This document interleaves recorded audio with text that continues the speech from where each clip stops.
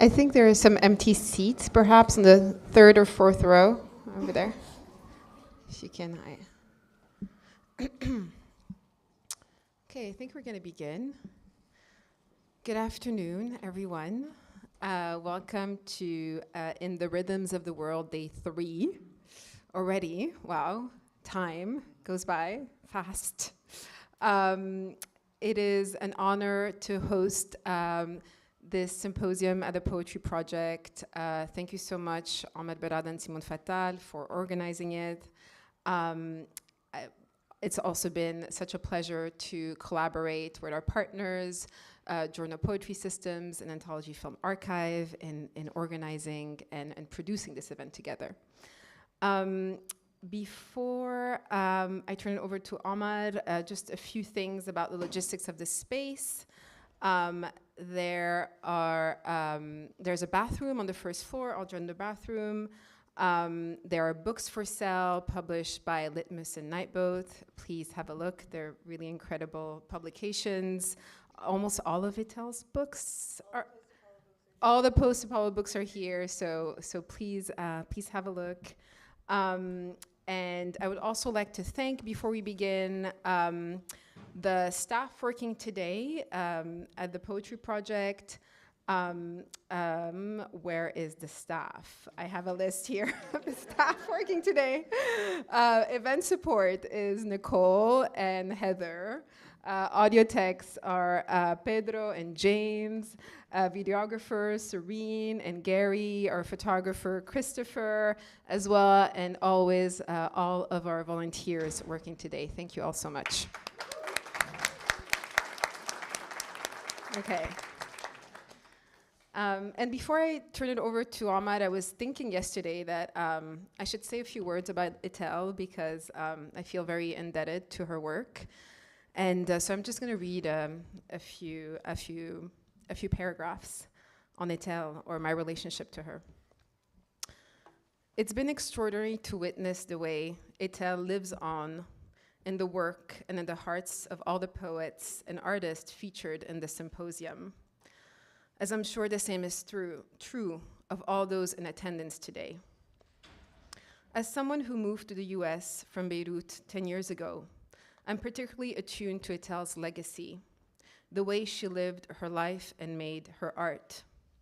Writers from the diaspora look to Etel to understand time and space as it rubs against geography and national formations. Etel, someone who was born under the Ottoman Empire and lived through a series of historical calamities, the Nakba, Lebanese Civil War, the Vietnam and Iraq wars, exposes via her very life the forceful nature of the nation state and its colonial blueprint, the way identities are always the result of specific junctures. I didn't know Etel well, but I did meet her in Beirut during one of her visits. It must have been around 2013. When she learned that my mother was from Venezuela, she asked me about Chavez, what I thought of him, and if I shared her admiration of the man. Back then, I didn't. And today, years later, with a sharper political sensibility, I do. Which is to say that Etel's understanding of history was right. She was always on the right side of history, or perhaps ahead of it, in and of time, attuned to its most elemental qualities. She saw time in its phenomenological disclosures, sea, fog, sun, which to her were never divorced from a revolutionary promise. Matter itself was revolutionary to Etel. J'aime le fait que la vie existe, she said. She loved not only life, but the very fact that it existed. I recently joined the staff at the Poetry Project and have been reflecting on my role in this position as a Lebanese citizen, whatever citizen means in this case, on what it means to be here in New York City, in the East Village, programming poetry. Like Etel, we know that to be here on this land is to recognize the fundamental erasure and displacement of the indigenous peoples to whom it belongs. From Etel, we also learn that to be here is to be of the world, to unclaim a certain New York centrism in favor not of a cosmopolitanism, but of an internationalism rooted in shared political and artistic sensibilities. Etel teaches us that art and politics cannot be separated, that to be of one is to be of the other. As organizers and poets, we also learn from Etel the courage to see art as either belonging to a totality or not belonging at all. We learn from her work and from her life to move between the prophetic and the mundane, the hellish news cycle of human affairs, and the revelation of cosmology. Etel was a prophet, not of the afterlife, but of this one. In Jibu, a poem that has been extensively referenced in the Symposium, she writes one of my favorite lines ever. Perpetual revolution is perpetual prophecy. We came in full light and no one saw us. It is a real privilege to celebrate Etel's life and legacy at the Poetry Project today. Thank you, Omar and Etel, again for bringing us here in full light and with each other. I'll now turn it over to Omar and Simone to introduce the next guests.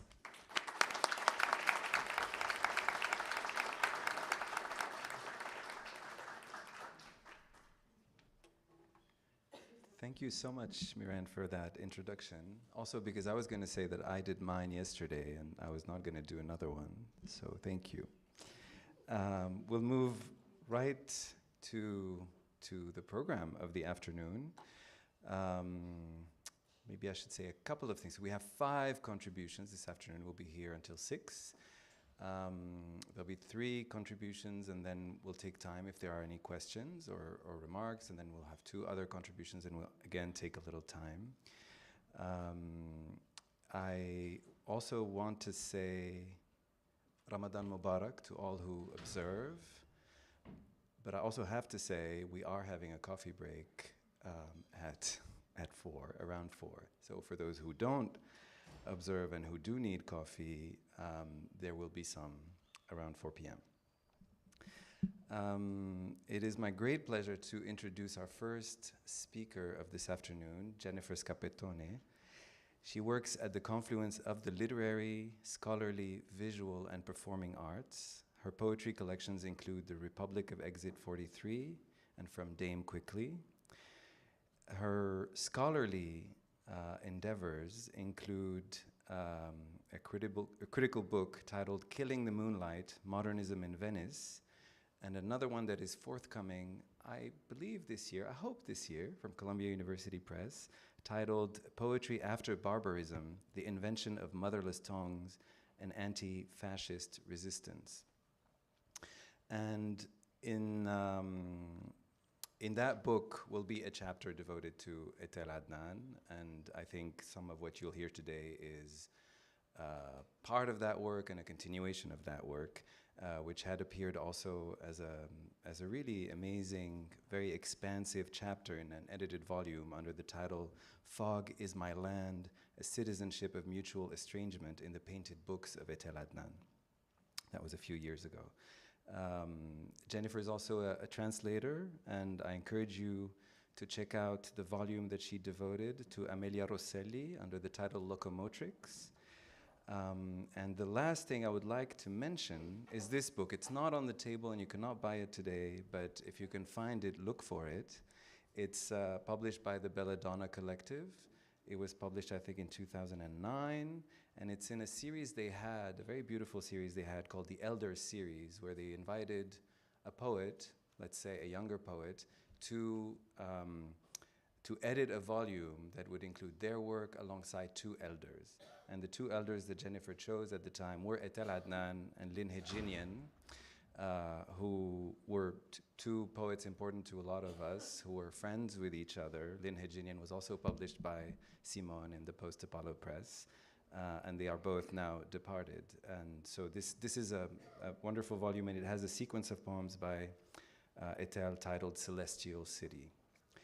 And with that, I want to welcome Jennifer for her talk titled Leporello as Geopoetics, Etel's Xenoglossia.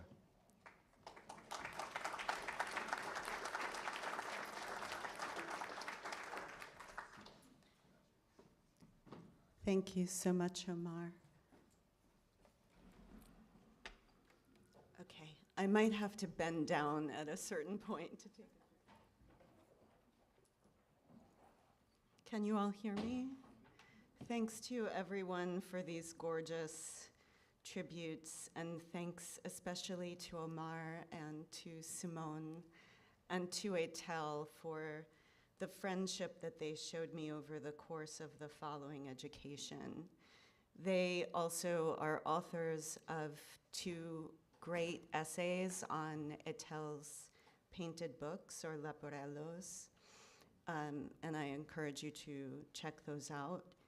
And also to go to White Cube and the Galerie Le Long for more of an education in Etel's drawings and painted books, which, as I'll explain, can't be captured on a still wall.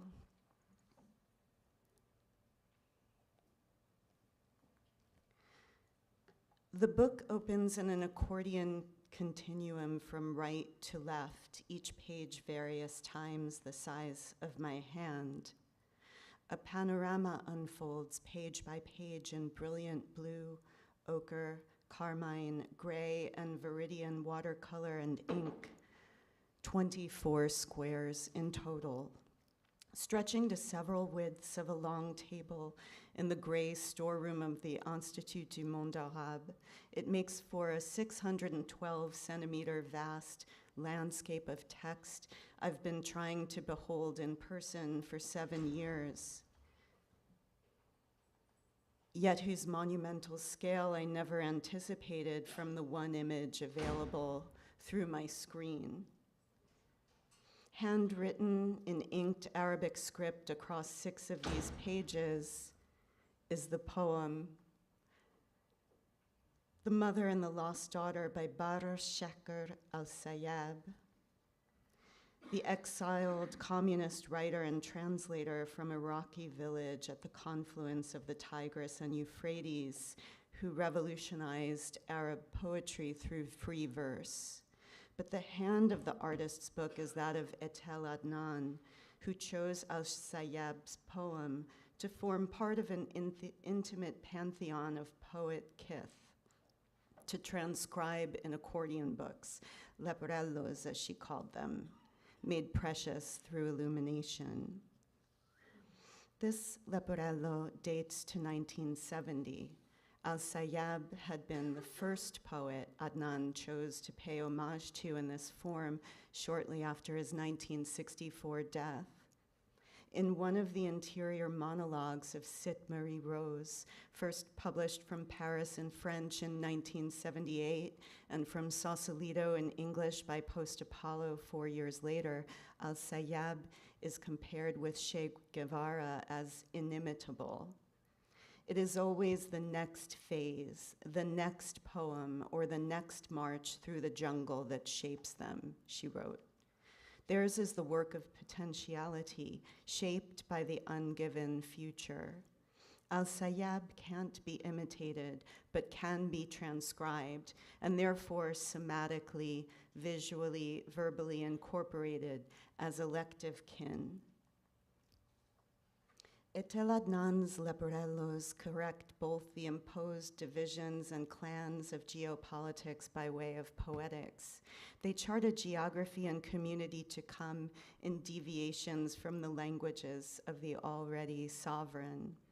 The critical geographer Angela Last, who laments how geography became almost irredeemably associated with nationalist invocations of blood and soil in 20th century Germany, turns to Guadeloupean writer Daniel Maximin for alternatives.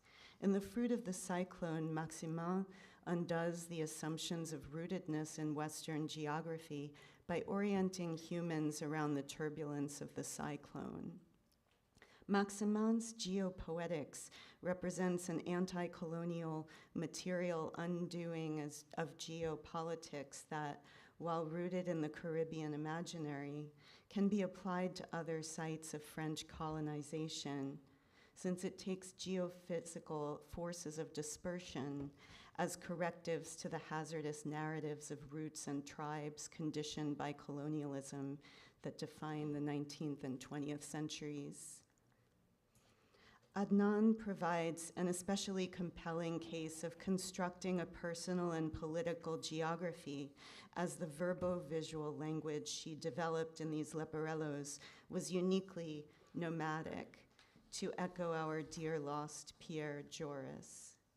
Composing a multi- and supralinguistic new language from outside the gates of the tribe, these artists' books, when read closely, instead of being merely seen as the lightning stroke of the all-at-once painting, point us toward a future away from the bruises and gruel of the given geopolitical order.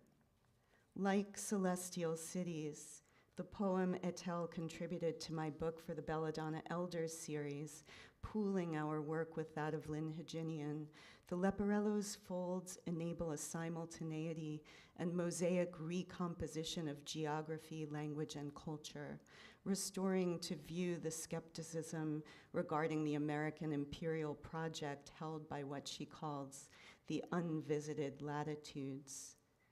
Celestial City was a post-9/11 work linking the twinned apocalyptic rivers of Baghdad and New York at war. The Tigris and Euphrates, the East River and the Hudson, pairs of waterways yoked together through geopolitical antagonism. Earlier, I referred to this leporello as a landscape of text, but landscape suggests a unified field.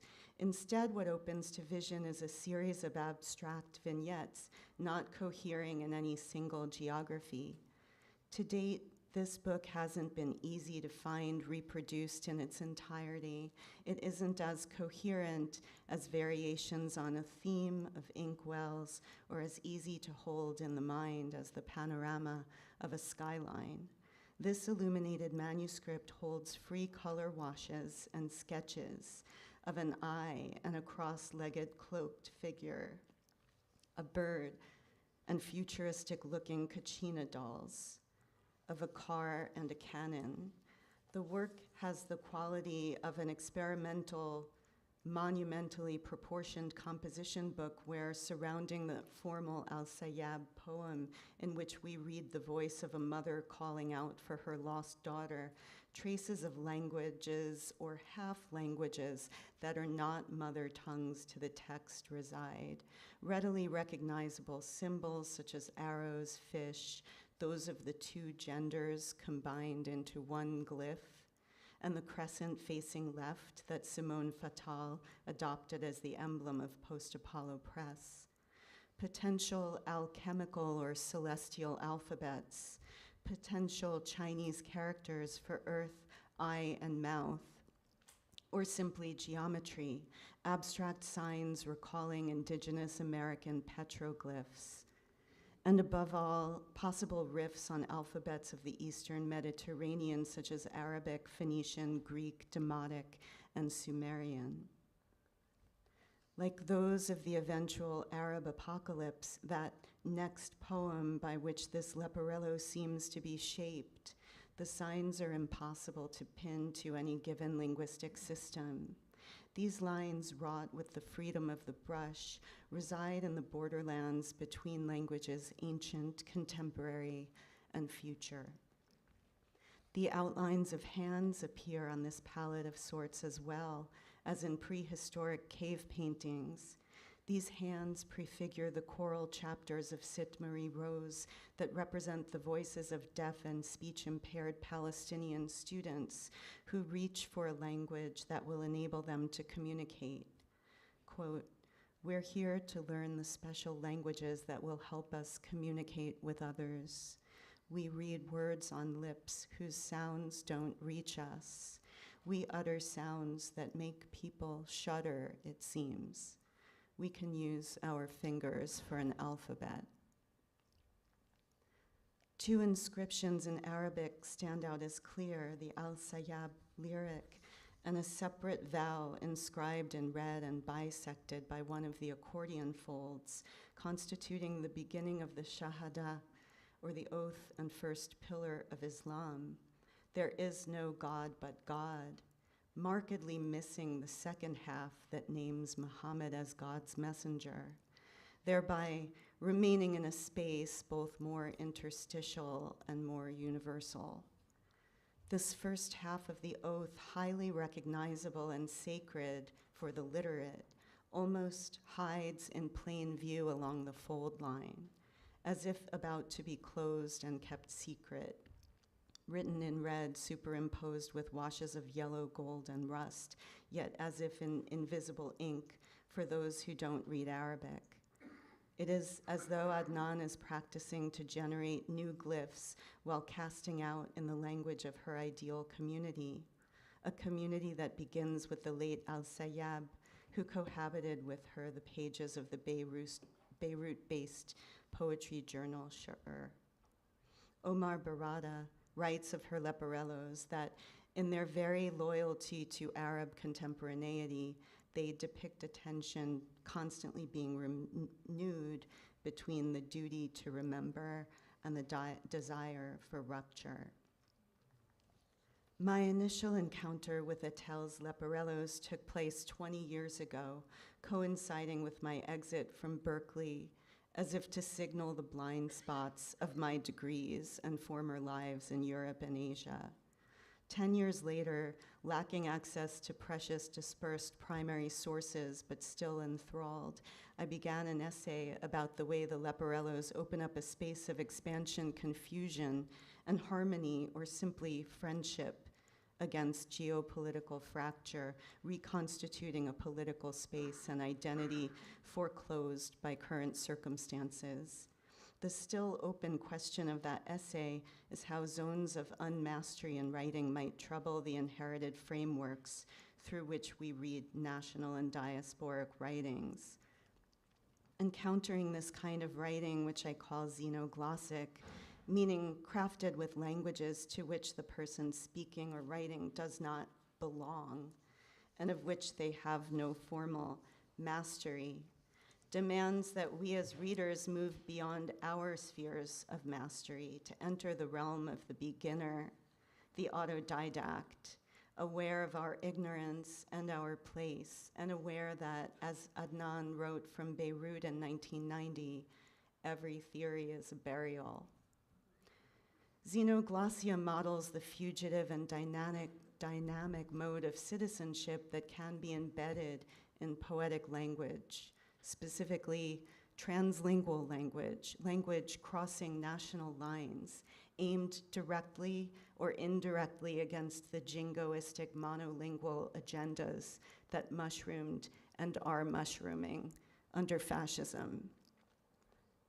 Such poetic world-making resembles the urge to speak in the language of the other whose origin is traced to the story of Pentecost, but rather than in a colonial assumption of another's tongue, it takes place in vectors of linguistic stretch and cross-contamination, modeling paths toward alternative republics, republics in which poetry and its undervalued kith, translation, might assume a central agency.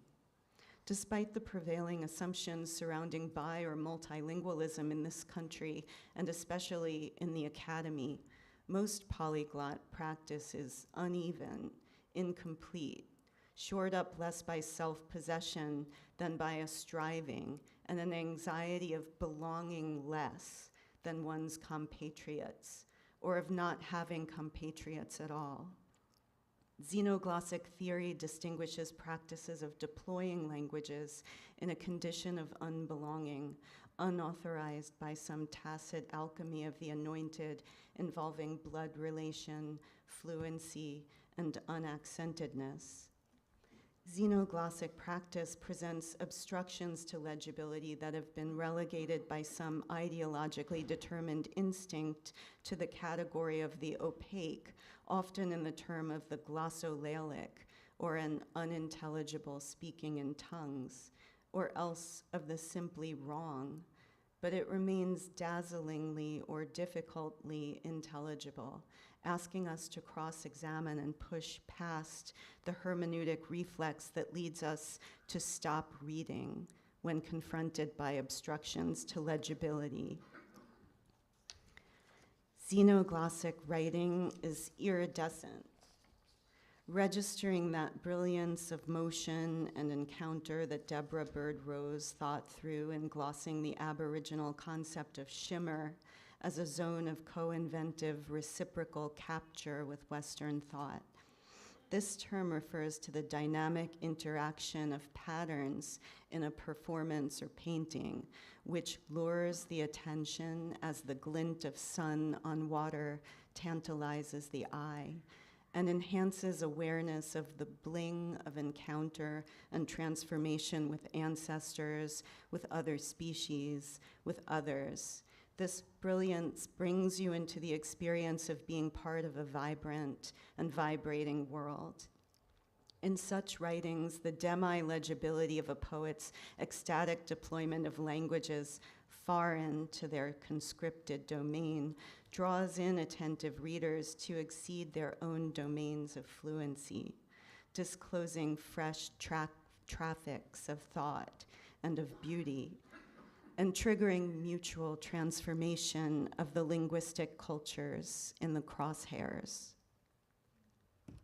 Adnan described the Beirut household of her childhood as composed of 3 strangers, communicating through the spoken Greek of her mother, hailing from a Smyrna reduced to ash, the Turkish of the vanquished Ottoman Empire, and the Arabic of her Syrian father and the Beirut streets, with the only books present at home a Quran, a Greek Bible, a German-Turkish dictionary, and an Arabic-Turkish grammar. The daughter of a defeated Ottoman officer, educated in French, barred from speaking Arabic, demeaned as indigenous by the nuns at school, Adnan attended the Sorbonne from 1949 on a French government scholarship as a matter of necessity and will for an ambitious young woman intellectual, despite her mother's protests. Landing in California in 1955, she found herself poised for rebirth as a poet. This happened through resistance to imperial wars on 2 continents, in 2 languages, in community. Contributing to a free pamphlet series opposing the Vietnam War made her feel that she became an American poet. Meanwhile, having absorbed the pleasurable exercise of copying pages from the Arabic-Turkish grammar imposed by her father as a child, to participate in the dream of Arab solidarity and support the Algerian War of Independence, she would no longer write in French, but would paint in Arabic. Although her father had attempted under the forbidding conditions of the French mandate for Syria and the Lebanon to teach his daughter Arabic, these lessons consisted of transcribing a script she didn't understand in a language that thereafter she never claimed fully to know or to read.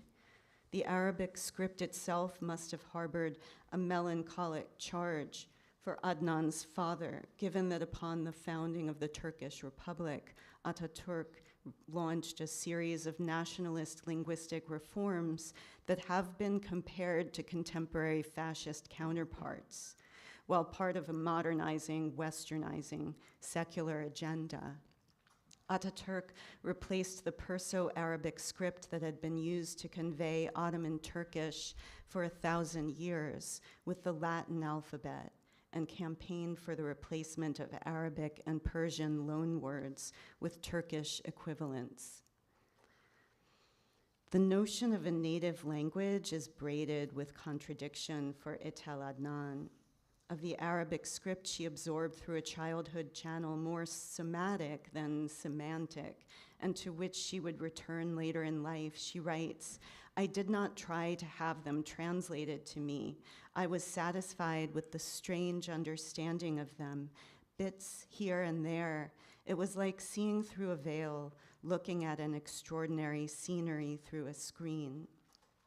Adnan's lifelong process of upholding this distressed relationship with her father's tongue, for which the streets of Beirut served as her other jeopardized teacher, drafts a maquette of cultural belonging that obliges us to revise assumptions of immediate claims on cultural heritage, beginning with the essentialist biological trope of the mother tongue, whose naturalization of language acquisition is undermined by ever-shifting geopolitical realities. The practice of copying Arabic poetry that Adnan later evolves suggests a need for unlearning the cultural education that assumes a west to east direction in the literal act of reading. It performs an apprenticeship in the father tongue that remains unconsummated, but is invested with the passion of perpetual beginning. The practice of copying also connects the poet to centuries-old ritual traditions of cultural transmission and calligraphic practice. The work of Adnan's leporellos is xenoglossic to a literal degree, inspired, though not in any organized religious sense.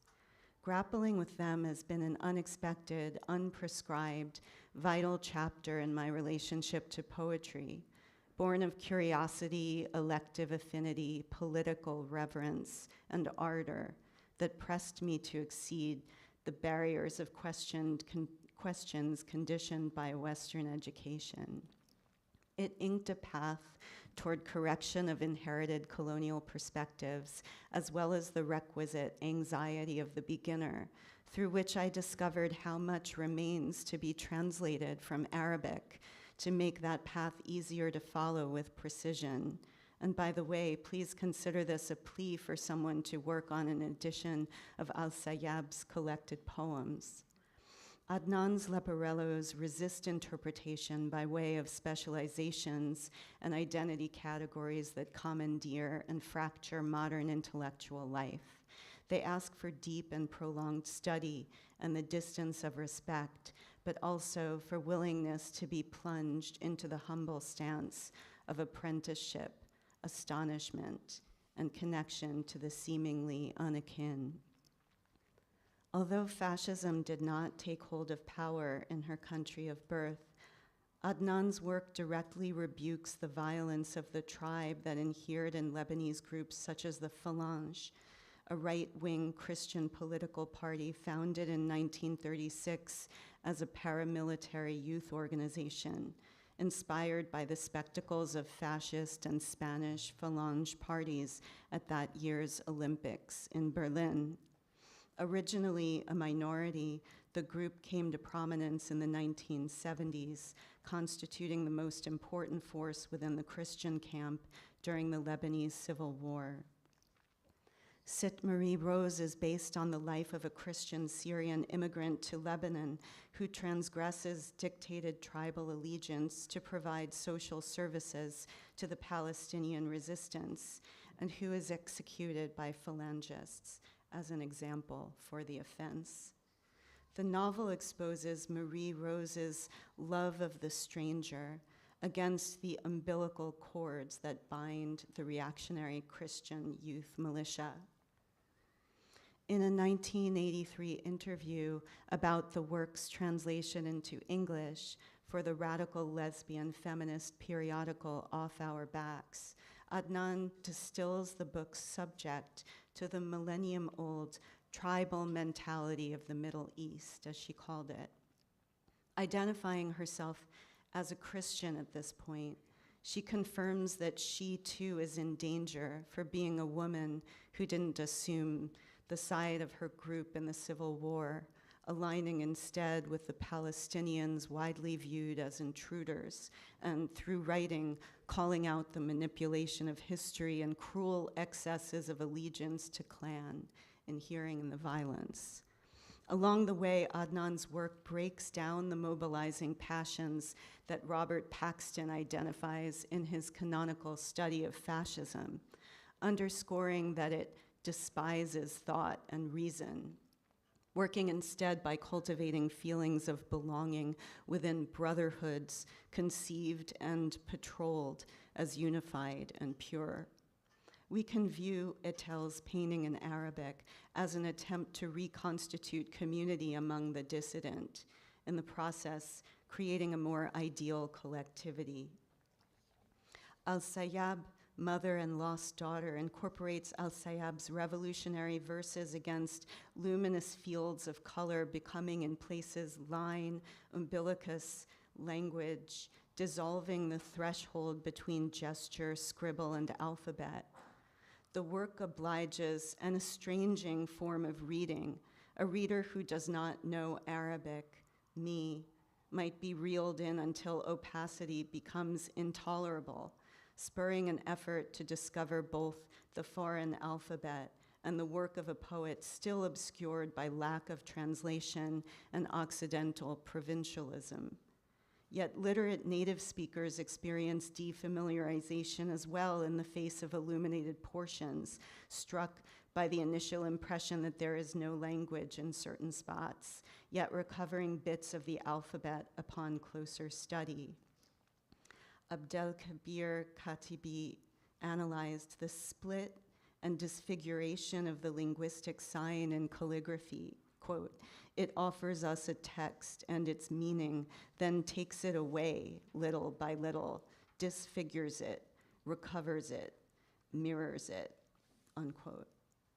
In transporting language into another code, another realm of the imaginary, slowing the production of meaning, calligraphy is akin to poetry. The humility of Etel's handwriting and painterly calligraphy jumpstarts a process of exiled reading and potentially of transcultural understanding that we don't normally associate with untranslated and untranslatable poetry. It makes the process of translation aggressively visible without giving us or eclipsing the original in any way. This translucent painting writing makes for a durational experience of understanding that surpasses blockage. It can also be a beckoning, creating ultimately for readers an experience of shimmer, of bedazzlement wed to reckoning.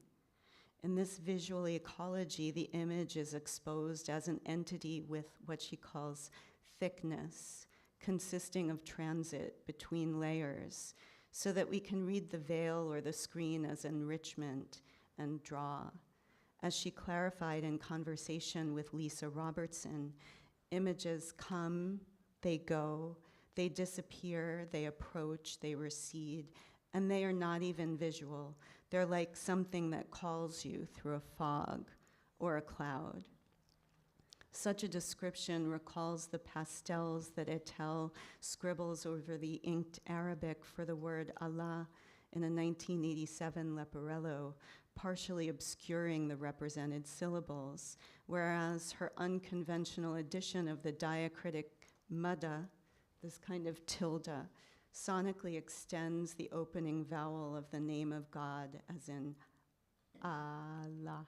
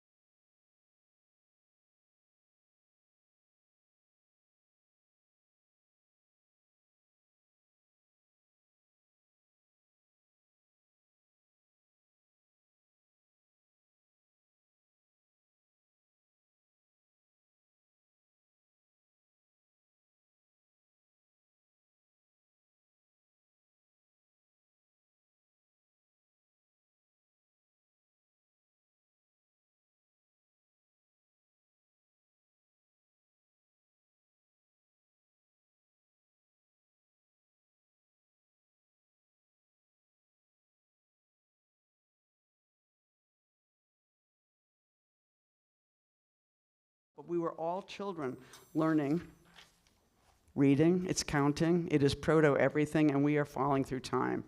That's very definitely what it's like to live and write in a time of war. Lebanon was 5 years old at the time of Etel Adnan's birth. She was in her 20s at the time of the Nakba. And after teaching, I always want to say this, I'm exactly as old as Israel or the Nakba. It's so weird. I mean, there's probably a lot of us in the room. And after teaching in California for 14 years, she returned to Beirut to be the cultural editor of Al-Safa, a French language paper. She wrote cultural and political columns. She even contributed political cartoons.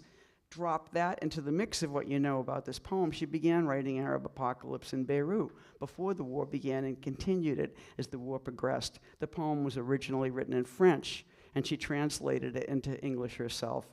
She migrated her poem into her new chosen language.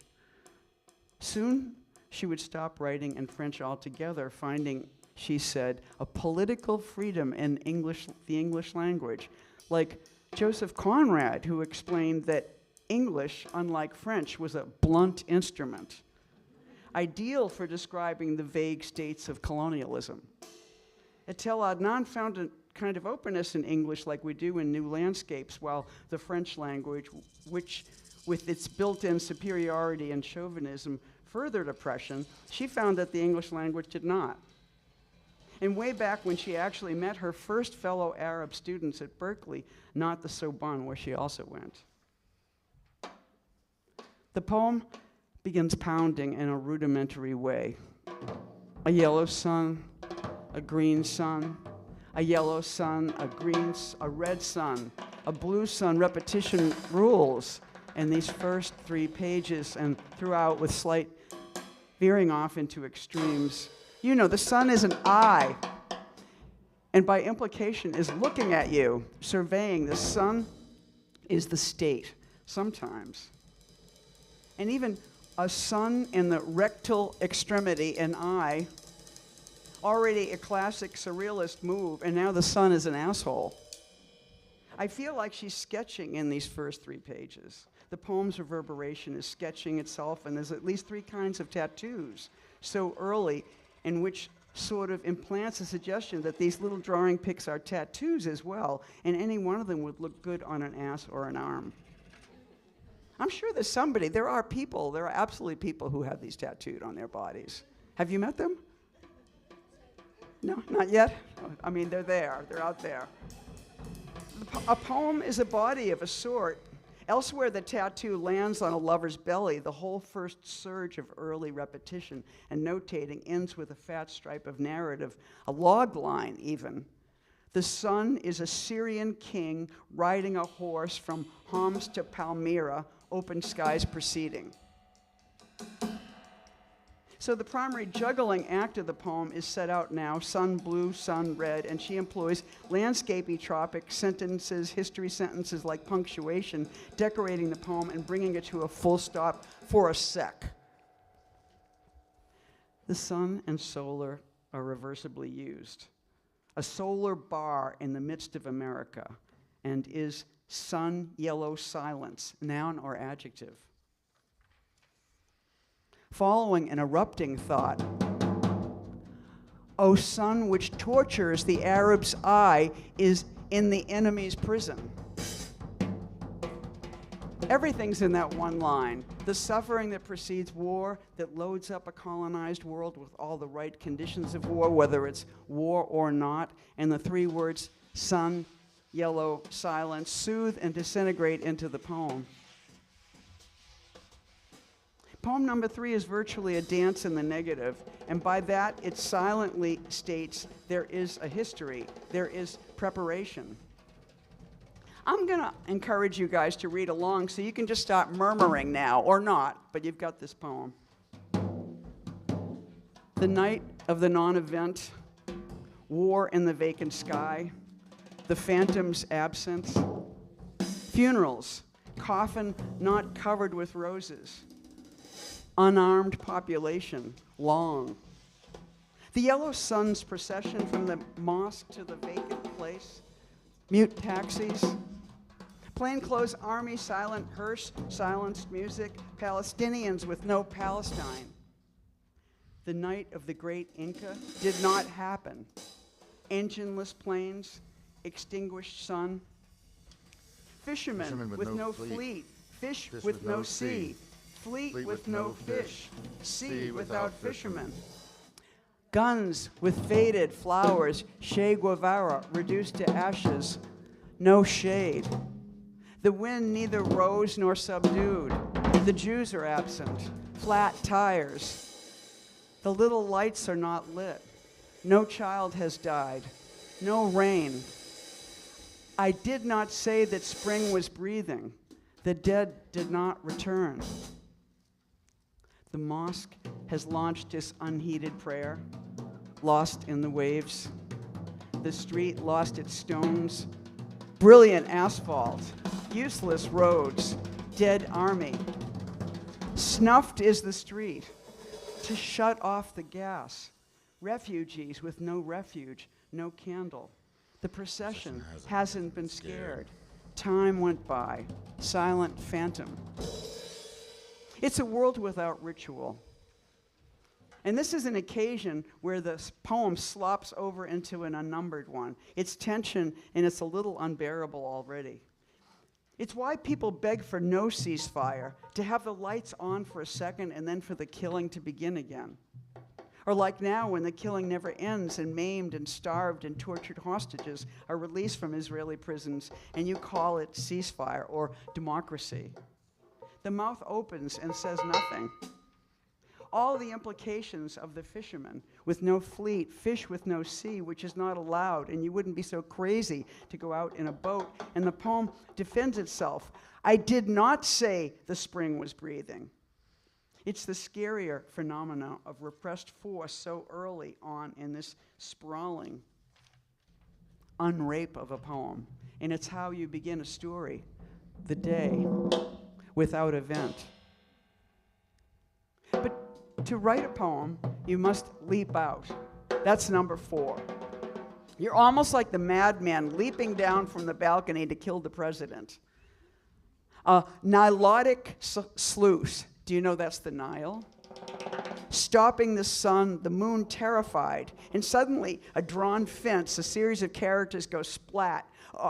Crushed legend. The moon terrified means the moon is a reaction shot. We don't see it, so it's scarier. We're in a bath of question marks now. In a long poem, you have to shift the mode all the time, which is not a manipulation, but an acknowledgement of embodiment. You know, at 2.5 miles, I break a sweat.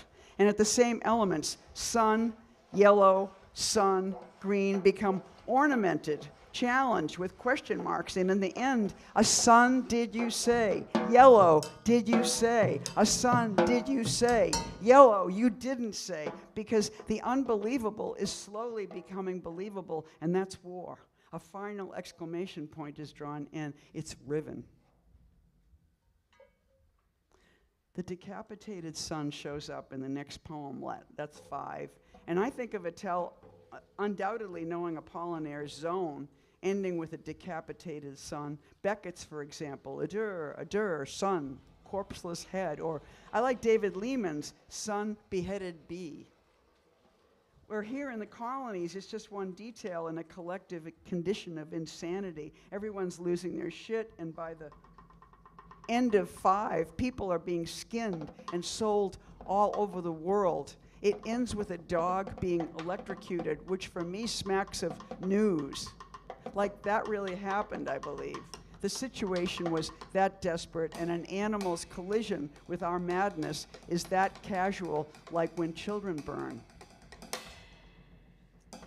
And another one slops over, no number. It contains the device sun telephone, and an excessive explosion of moaning, who, like wind in the belly, who, more than widowed. What is that? Who, of course, contains a huff. It's the shock of sudden breathing, maybe the equivalent of boo in French. I think in English we'd use an animal sound to create the same effect. But what is more than widowed? Killed herself, I believe. Bellies for me in this poem generally imply female bodies. There's a roundness to the belly even when it's empty that means moon, not sun, and in the time of the writing, Etel was moving into, I think, a primary relationship with the woman, the love of her lifetime, who was Syrian, who she met in Beirut, and when she left for Paris, they went together. Etel is such a beautiful love poet.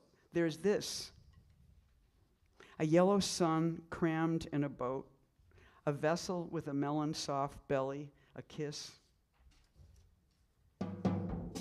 In the midst of the carnage and chaos, I want to say chaos in the Greek way here, chaos. It's more howling, and this is a love poem, of course. More than widowed would be to lose your whole love life, the love of your life, I think.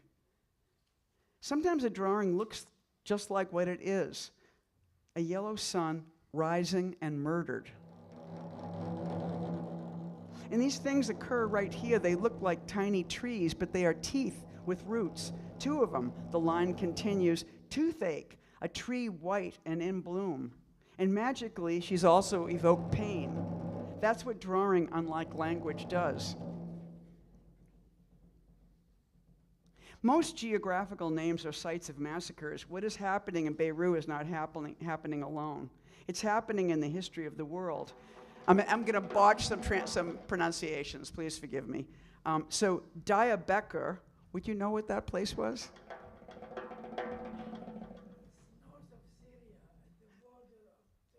But did I say it really badly? No. That's amazing. It's intuitive. It's a Kurd city that was annihilated in 1894-96. Particularly targeted were Christians, Armenians, Assyrians, and this was during the time of the Ottoman Empire. The army her father served in, her grandfather was in the Turkish army. So as she is naming these sites of devastation, she's making accumulated personal map of the world, the Arab world pretty much. And yet the pain of the world is mixed up. First she announces the weather, a solar morning on the Euphrates. Nice, huh? It sounds like a real honey. But then Wichita is crying in the king's vagina. The indigenous pain of Kansas is howling inside any king whose gender is unstable. The untrue is true, because my life, a highway driven by armies, is also true, is where we begin. And literally, Etel Adnan's parents met in Smyrna, which was burned when the Turks captured it during its occupation after the First World War. And the British, at around that time, had just set up 2 kings in Mesopotamia and Transjordan in a map as shifting as this poem.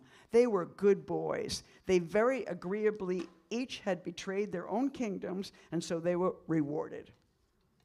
The slightest thing, the realest thing in these conditions might be a hair in the wind or a warring sun in Beirut, thunderous April, cool breeze on the ship. A calendar and a map. Or this ordinary, a bird on a dead Palestinian's toe, a fly at the butchery. The butchery is not the butcher's shop. I saw a hawk eat a child's brain in the dumps of Dekuna, which when I looked it up was a beautiful coastal place in Lebanon where you could get nice monthly rentals. And the sun blown up, a child blown up, a fish blown up, the street blown up. Eat and vomit the sun, eat and vomit the war. Hear an angel explode. And that's followed by a staggered arrow and ellipse. It's like a creation myth in reverse. The altered states of war, the anticipated war, the never-ending war. Throughout the poem is in all caps, stop. Egg yolk, son locked into an asylum, stop. Which enabled telegraphs of that time to avoid punctuation, really creating a new sentence that was imported direct into North American poetry. And here, Etel uses the stop itself. And the arrow at the end does lead to another unnumbered poem. One of my favorite processions of words sits in the middle here. Beirut, syphilis, carrying whore. I penciled in straight vertical lines between each word, and that felt good. Is it like Beirut, you syphilis-carrying whore? I suspect, and yet something about the line, its matter-of-factness, demands you look at the words one at a time in a certain rhythm even. They're followed by a huge break on the same line, and then an almost whispered aside. The sun is contaminated by the city.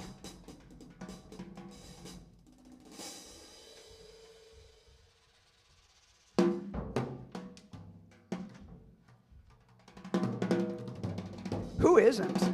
Everything is interpolated here, subsumed, smeared, fucked up, and yet the poem contains a sudden swipe into intimacy. Okay, here's the whole thing. A sun in a belly full of vegetables, a system of fat, tuberosis, a sun which is soft. The eucalyptus are in bloom. The Arabs are under the ground. The Americans on the moon. The sun has eaten its children, like Chronos, and sun time, and then a swirling thing. You can put your finger in it. And right after it, and now this is her intimacy. I myself was a morning blessed with bliss. The softness of these moments of love and implied, I think, sex and timelessness remind me of moments in the 80s and 90s when everyone was dying of AIDS and it was like a sex bath and a riot, politically, I mean. And just uncannily, also the most peaceful place. In the hospital with your friend. In New York during the pandemic, I've been told, was heavenly, flooded with birds exactly while entire zip codes were dying. The altered states during plague and war are kind of a class formation or disformation, but it's a heightened reality itself that impossibly lets love sit so close to carnage you can feel its breath. The transitions, contortions are ecstatic and musical. What riches! Tragedy becomes a monumental sculpture, a heap of cut legs.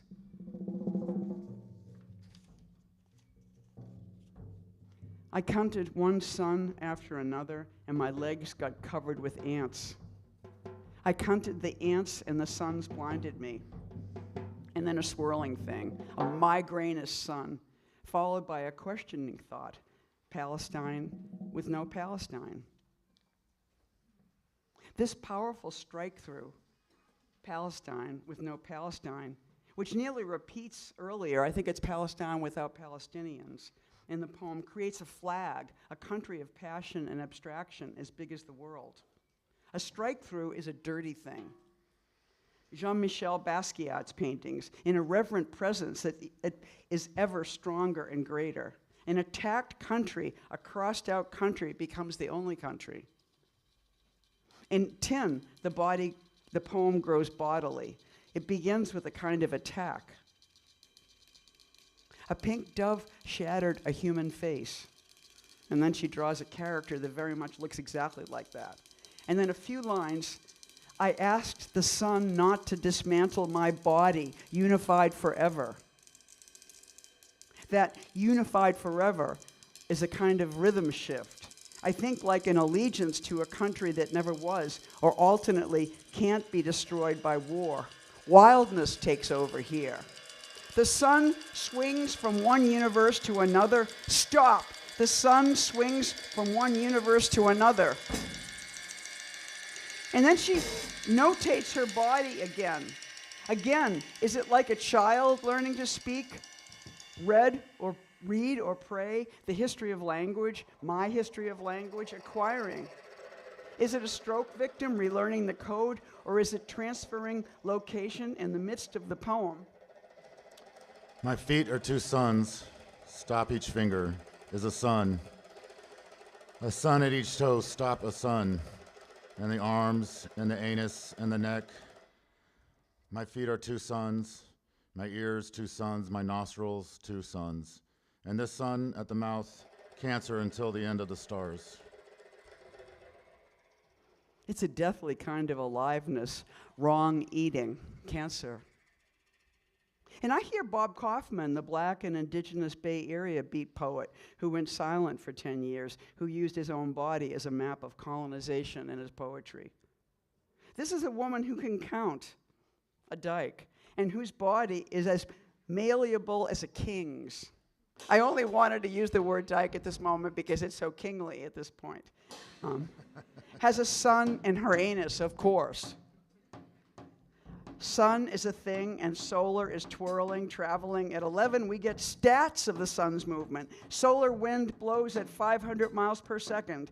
Here, Etel, who clearly loves space travel, and we are moving through the design of her ship, proclaims that the sun revolves in 27 days, and its pain affects me. It's almost presidential. And she may shift to en team. We go sex. I hurt at the sun's belly. There's like an eyeball drawing there. The sun hurts at my belly, oh my love. And then she goes, Beirut, arrow, hell, Beirut, arrow, sun, Beirut, arrow, Damascus, Beirut, each long, beautiful arrow, each phallic arrow, each dick. Venus. And this is love, the embeddedness, the conditions of home, the birthplace of her father and her lover, Damascus. And the deity Venus, of course, oh love, this is like a boy carving on a tree. And then organizing us with a summative line, beginning a numberless poem. I mean, if you stay in this long, beautiful poem, you're never lost. The poet is kind. She goes, shiftings of time, shiftings of space on the navigation board of matter. It almost operates like 19th century italicized chapter heads. And later in the same poem, the tone begins writing a letter. I remain at the heart of the revolution in the silent city. Tammuz is July, nailed on a sundial in a frozen bath. It's an oathy line to be always loyal to what is and was in a home. And the signature, Tammuz, is a fertility god, a king, and a sayer of marriages. I'm just saying. Though I'm told that California was her favorite place in the world. And number 12, after its initial line of address, is a promise. I would love to place you in the heart of the night and make the stone of your belly surge. Is that passion, impregnation, or both? Who has not desired that everything, even or especially at times of unimaginable violence? Rapacious sun elephant leading the tribe to its death. Stop, slaughterhouse.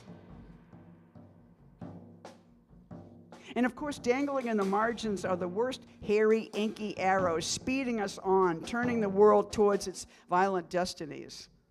And remembering, if not now, still, Etel Adnan has been a journalist who would know the first things about the coming war, the living and present war, when to stay, when to go, the electrocuted dogs and the piles of legs. Stop, stop, stop.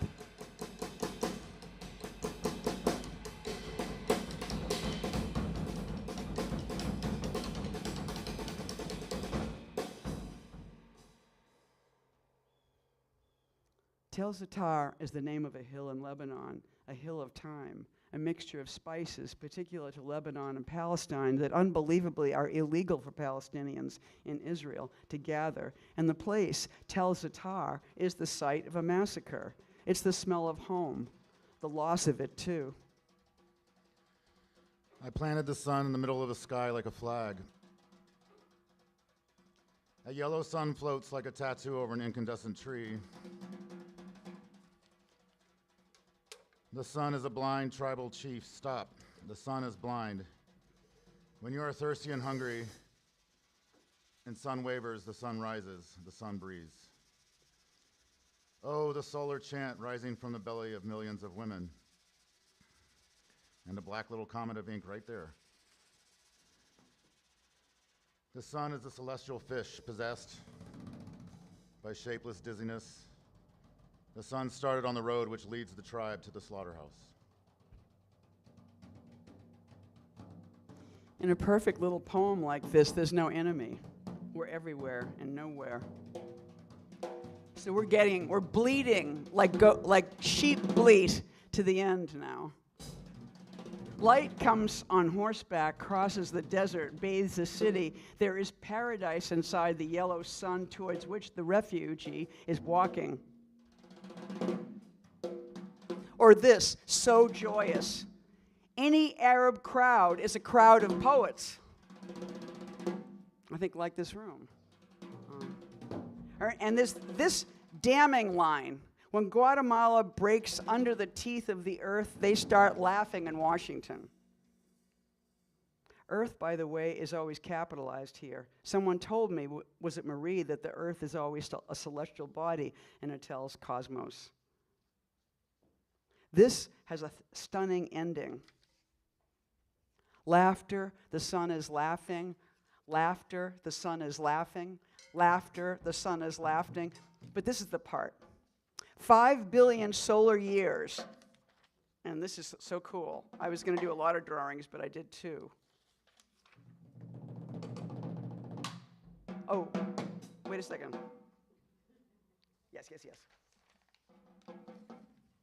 Okay, 5 billion solar years are grass snakes hiding in the texture of time. That's so crazy. So she's fucking with distance and scale here, but also perspectival. So if you see each dot, and maybe this is insane or hallucinogenic of me, but I believe this is what. If you see each dot as the tip of a snake's head, and them all making a writhing pyramid, the poem is alive. Al-Halaj, now this is a name I know I pronounced wrong. I heard Omar say it yesterday. Huh? It's okay. The Sufi mystic comes up here. That's poem 24. He was hung. And I would read 25. It's perfect. And it ends, the silent march of matter spirit is the body of the amputated, is an eternal voyage.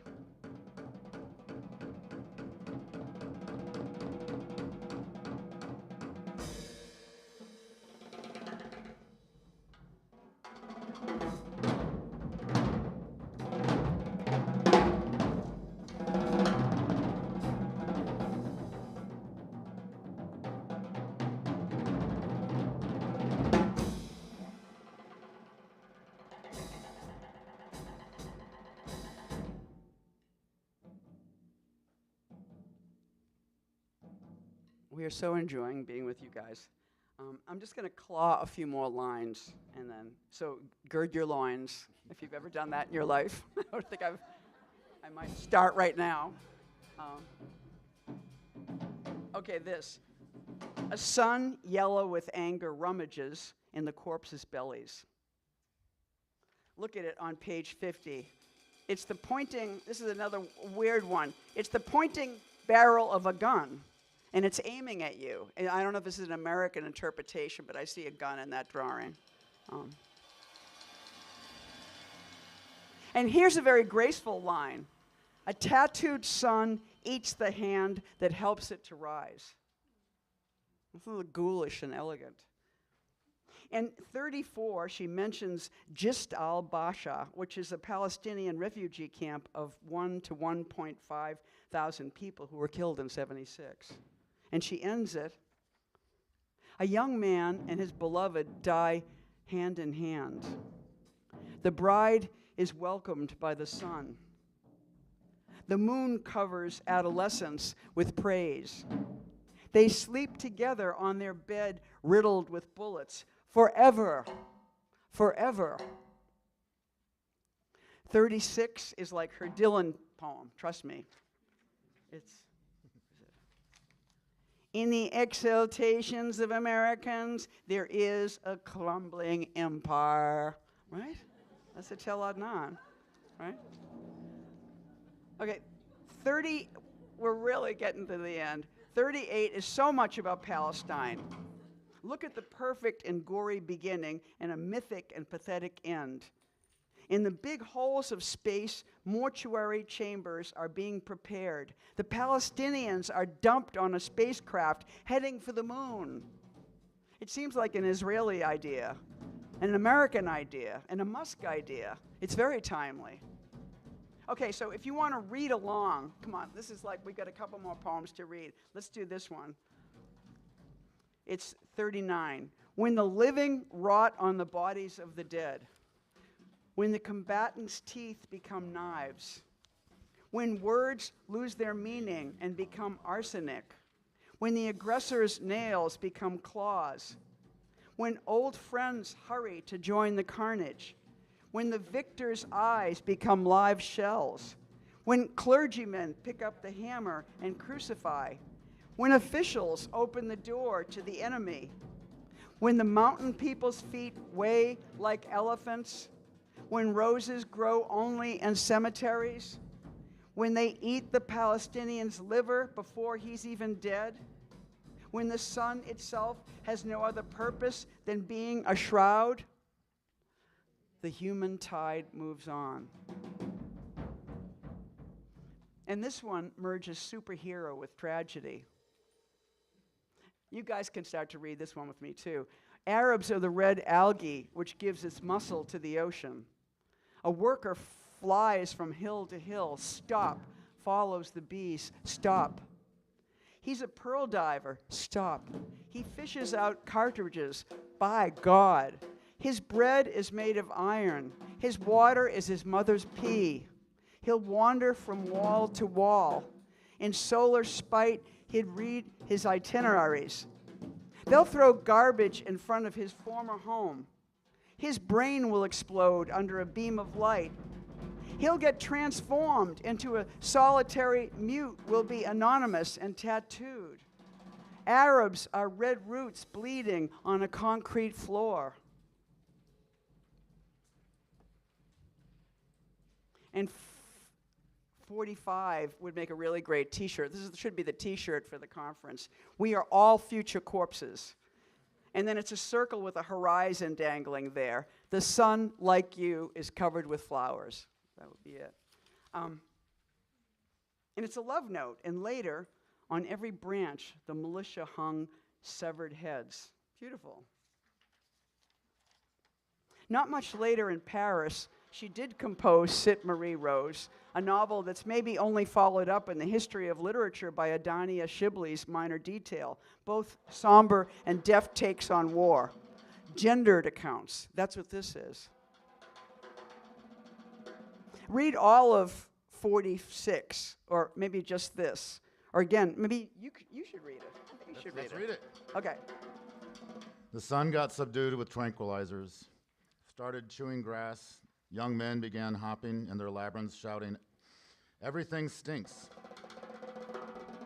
Yes, said the sun, your consciences stink too as well as your tattooings. The Syrian king tried to get out of their well. No, said the sun, I'm blue. The sun cut their toes and told the Palestinians, this is your dinner. We're really close now, so yeah, like we're very 41, close. Everyone's outside. Yeah. All right. They will not reproduce in the other world, will not make love to laurel trees. I said that this tongue, smoking like roast lamb, will disappear. If that's not the poet's tongue, then it's mine, it's yours. It's so fucking empty. Spring will refuse to come. Earth will not have seasons anymore. Everybody's lost by 42. The Arab astronomers follow the wrong stars, and when night falls, they say, here is the beginning, the day, and the victory, but we don't believe them. 43 is a curse. Oil wells will dry out, and 8-headed monsters will crawl on earth. On the throne of goodness, there will be a mute deaf. Like in the Church of St. Sophia in Istanbul, when it was taken back from the Christians, this is 1,000 years ago, they put a prostitute in rags on the throne in the church. That's desecration, or was it meant to be? But a mute deaf is holy, I think. I mean, everything is. It's the end of Etel's novel, Sit Marie Rose. A school of deaf children cannot hear the war. It's a momentary resolution, a pause of all of this. Whose throne? May a cat come next to the podium? May a cat sit on the stage? And now It's the end, okay? So let's all read it. I think it's an epitaph. Let's do it. When the sun will run its ultimate road, fire will devour beasts, plants, and stones. Fire will devour the fire in its perfect circle. When the perfect circle will catch fire, no angel will manifest itself. Stop. The sun will extinguish the gods, the angels, and men, and it will extinguish itself in the midst of its daughters. Matter spirit will become the night. In the night, we shall find knowledge, love, and peace. We finished it. Thank you, Etel. Thank you.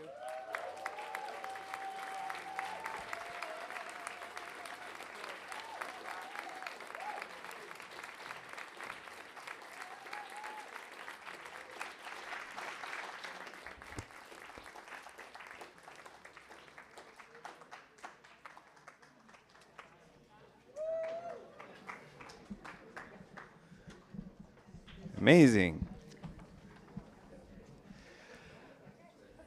Thank you, Eileen. Thank you, Ryan. Thank you, everyone. We're going to do a small change to the program, which is that let's have our coffee break now, or our break in general now. And we resume around 4:15 with Jean-Philippe Antoine and the rest of the program.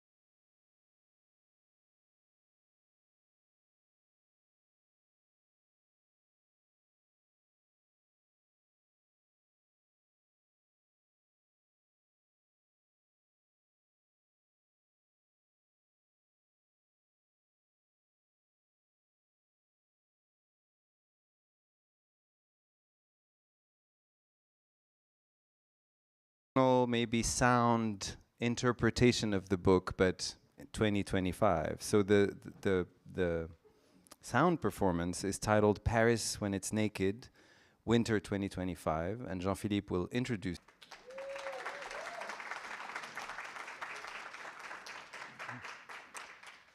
Yes. Thank you, Omar, and thank you, Simone, for inviting me to participate in this wonderful celebration of Etel's life and work.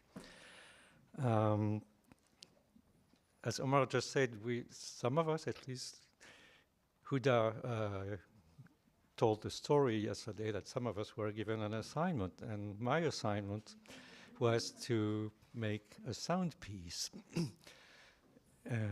which I very gladly accepted. And I had the idea shortly afterwards to work on one of my favorite books by Etel, Paris When It's Naked. It's one of her lesser known books, so you have the chance to be able to read it and buy a copy right here, seize it. It's one of her lesser known books, but it's evidently one of her favorite books too. It was written in Paris and about Paris, which is my hometown and the city where I met Etel and too briefly interacted with her. And the book was composed in the early 90s, when Etel was living in Paris for the third time after studying philosophy in the late 1940s and early 50s, and being back in Paris in 1975 because of the civil war in Lebanon. And in the early 90s, she had just settled in what was to be her lasting abode, Rue Madame, with Simone. After several, she went back to California again.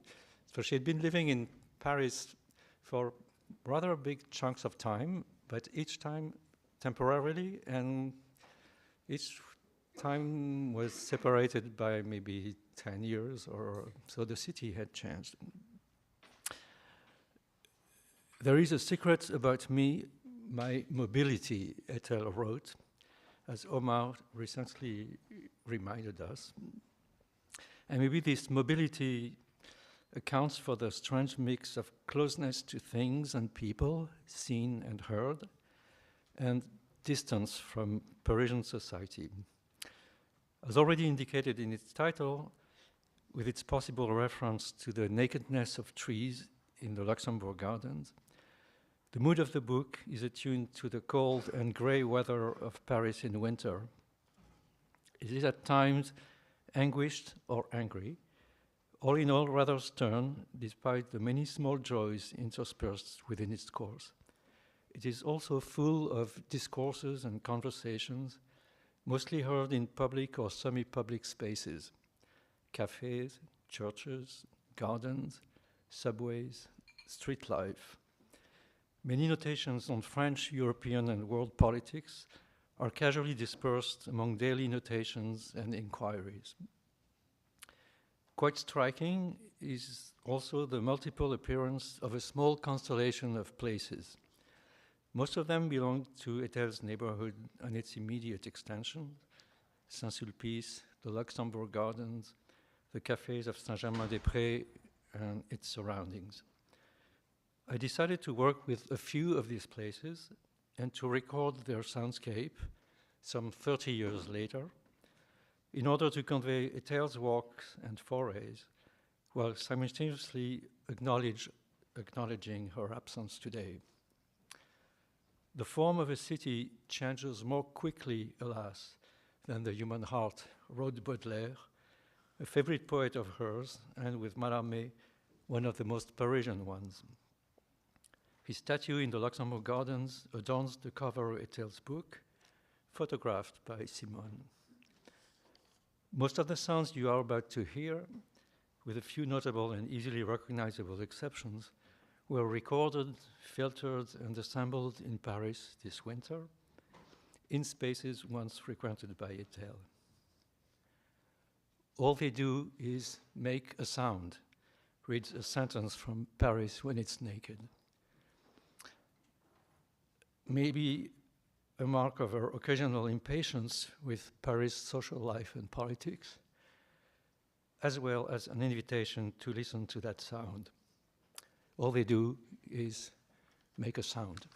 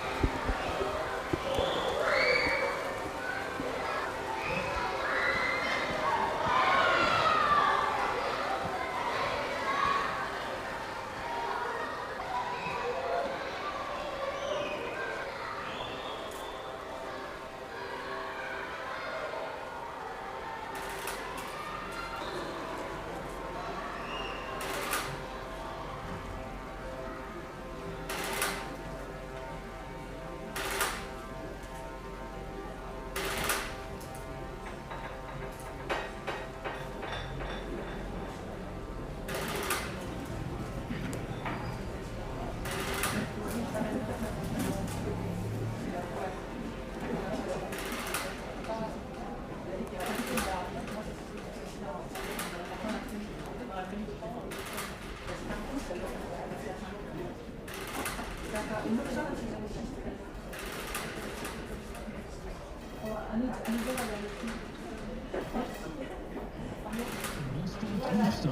ce soir, l'Europe en ordre de bataille pour s'affirmer face aux États-Unis et organiser sa sécurité. Réunie en urgence à Paris aujourd'hui, plusieurs dirigeants pour Emmanuel Macron après les déclarations américaines ces derniers jours et la volonté de Washington de se désengager du continent.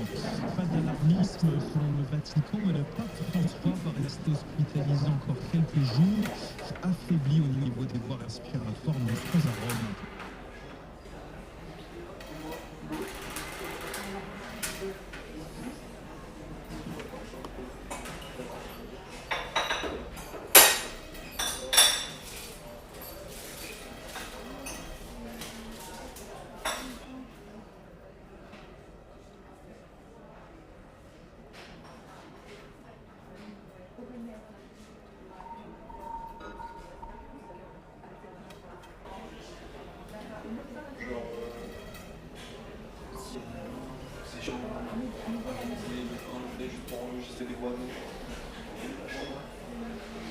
Des voix au boulot, qui sonne un peu robotique, mais beaucoup. On pourrait croire que c'est un comédien qui fait exprès d'avoir un comédien. Bien fait.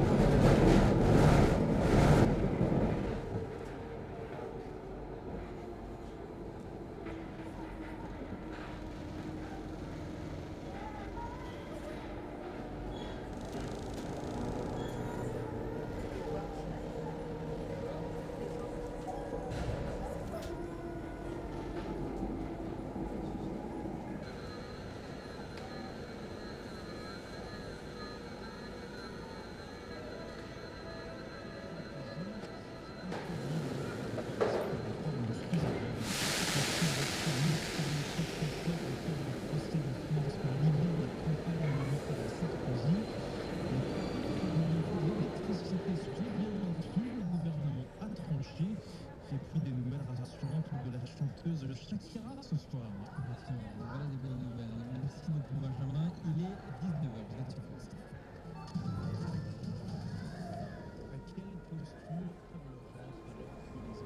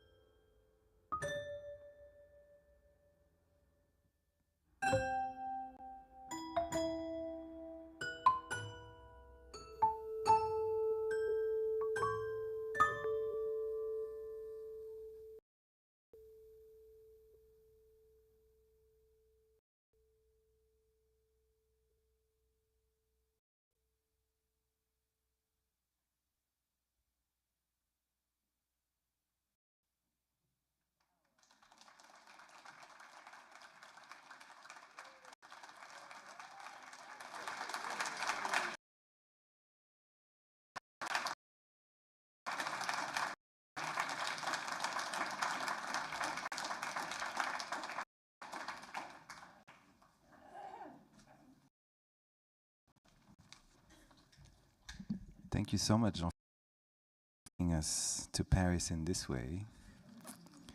I was remembering, I think I told you yesterday that one of my favorite about Paris is not in this book, but is in Spring Flower's Own, and it says, Paris is dreading a future hurled at it like a lightning bolt.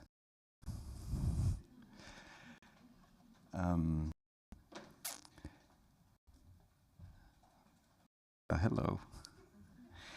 Maza Mengiste is a photographer. I think that was, and more recently, that work on a third one. She also edited the volume Addis Ababa Noir. She has a short story, Ash Flight. She also, I believe, this bio doesn't say, but runs a book series called Afterwards with a press based in Venice called Wetlands. All of these words are English words, but I believe the books are in Italian. And she is also a professor at Wesleyan University. Huda mentioned yesterday, and Jean-Philippe reminded us that there are contributors to this symposium to whom we gave an assignment. There is another speaker category in this symposium. The category of people who were probably surprised to be invited to contribute in the first place. I believe Maza is one of them, because she hadn't written on Etel or been explicitly in conversation with her work or even met her. But I selfishly really wanted to have Maza with us, of course, because I'm very fond of her writing, of her way of reading history and politics and images, and the place of women in them, among other things. But also because I had an intuition that she might find some kinship in Etel's work, and that this invitation may be the beginning of a future longer conversation. Welcome.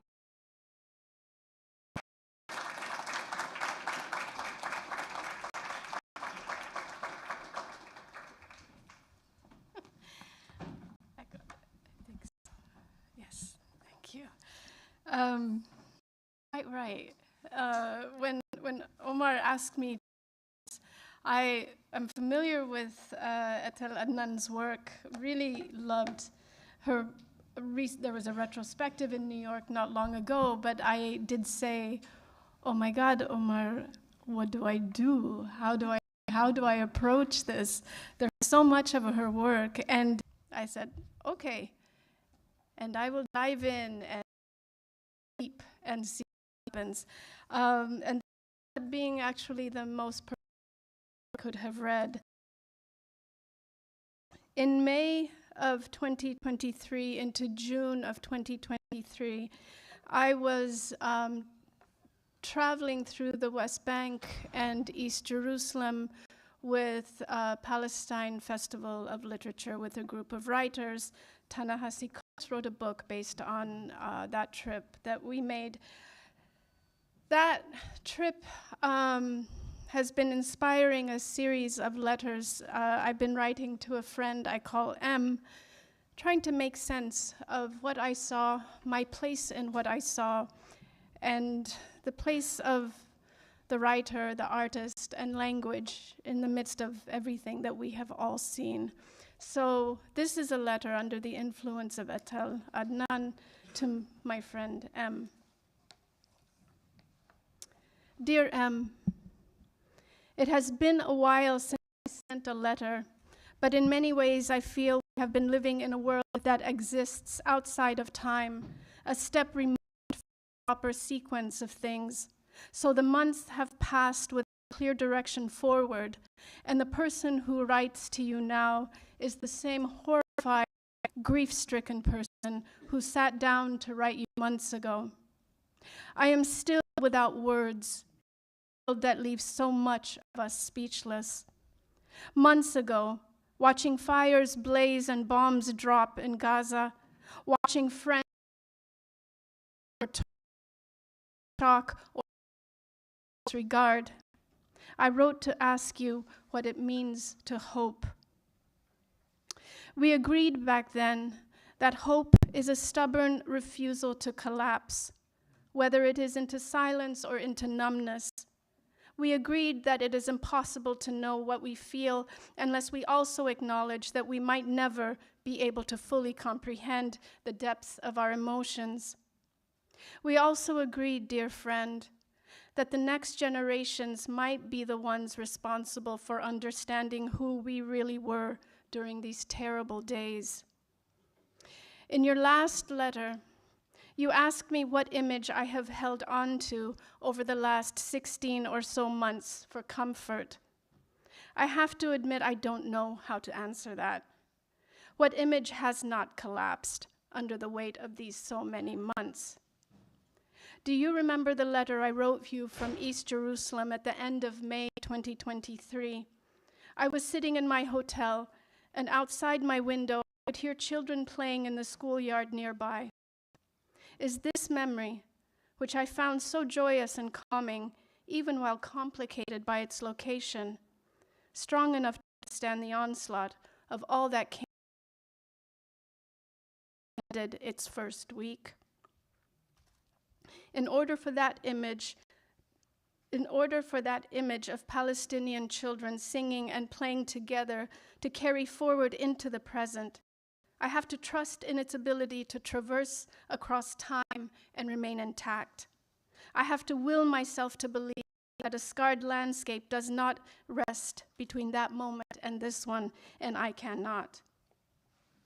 I think my question to you now is what to do with all this memory from the last many months, if memory is what you can call this weight that I will carry towards some imagined future when I can set it down and give it renewed meaning.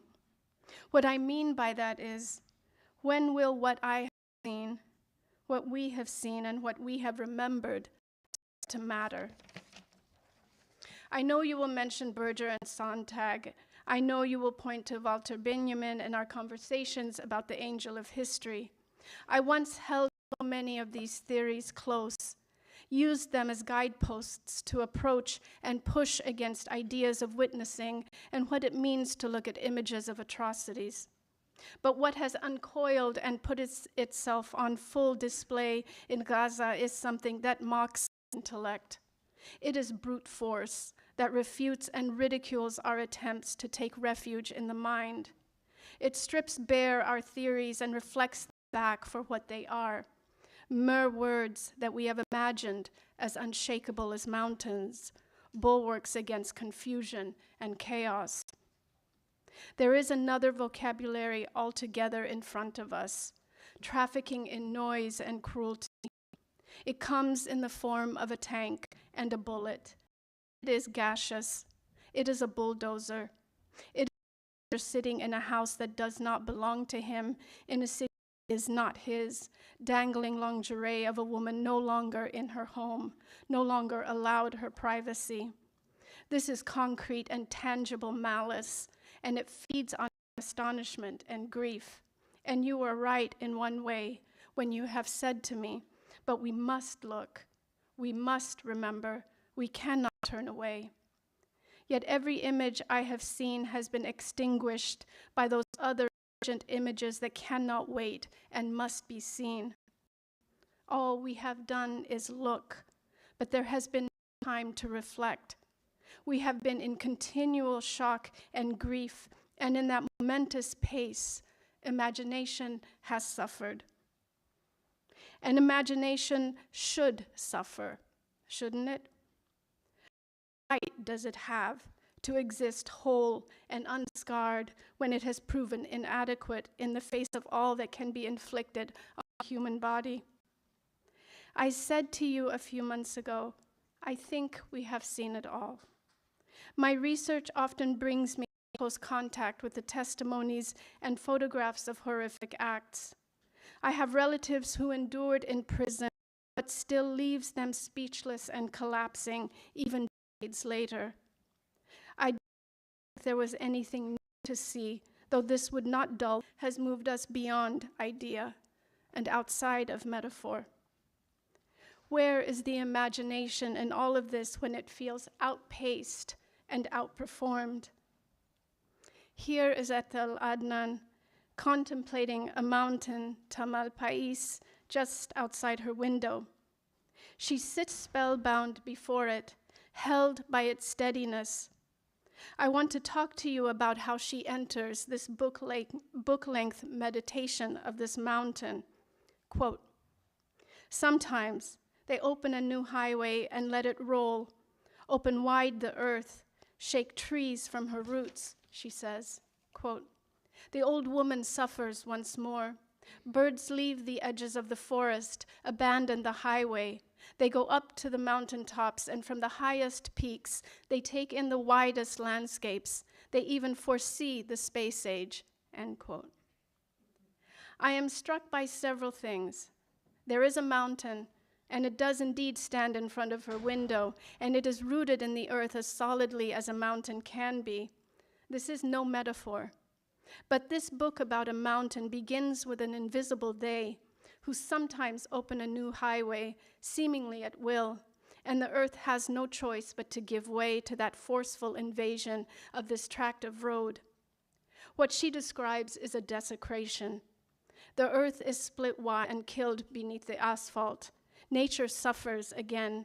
She speaks of birds fleeing not because they want to leave the forest, but because they must get away from the violence that is the highway and all that it will carry towards them. In spite of this, the mountain stands. I am fascinated by the last image she leaves us with in that first paragraph, of birds going to the highest peaks where they have the most expansive view, and from there, looking into the future, foreseeing the space age, bearing witness to an era bereft of mountains, birds, forests, where all of nature has been opened wide and shorn of roots, dead. It is a harrowing vision, couched in terms of technological advancement, but it is also evidence of a rupture in time. The birds are there on the tallest peaks, but they are close enough to a different era to see it. They are in that space between the present and the future. Their gaze, the tether connecting those disparate moments in time, bridging memory. We spoke about this a few years ago, of how we imagine that memory is circular and non-linear. I gave you the example of my grandmother, Maza, whose daughter gives birth to a girl, me, and names her Maza. We decided that the only thing that moves forward with any real sequence is time, while history circles around it. And you laughed once when I told you that I envisioned history as prismatic, its sharp edges catching light and illuminating new narratives depending on which way we looked. I have often described my memories of Ethiopia as a series of snapshots, photographic images frozen in place, absent of context, flattened to conform to a child's still expanding intellect. We have so many metaphors to articulate what exists, often without words. Usually, I remember a feeling before I can trace it back to its originating event. For example, I am confused, made dizzy by some indescribable possibility, and also frightened by it. It feels like stepping forward to the edge of a cliff or peering down into an abyss. Then, the actual memory. I am sitting in my childhood home in Ethiopia, staring at a portrait of myself as a baby.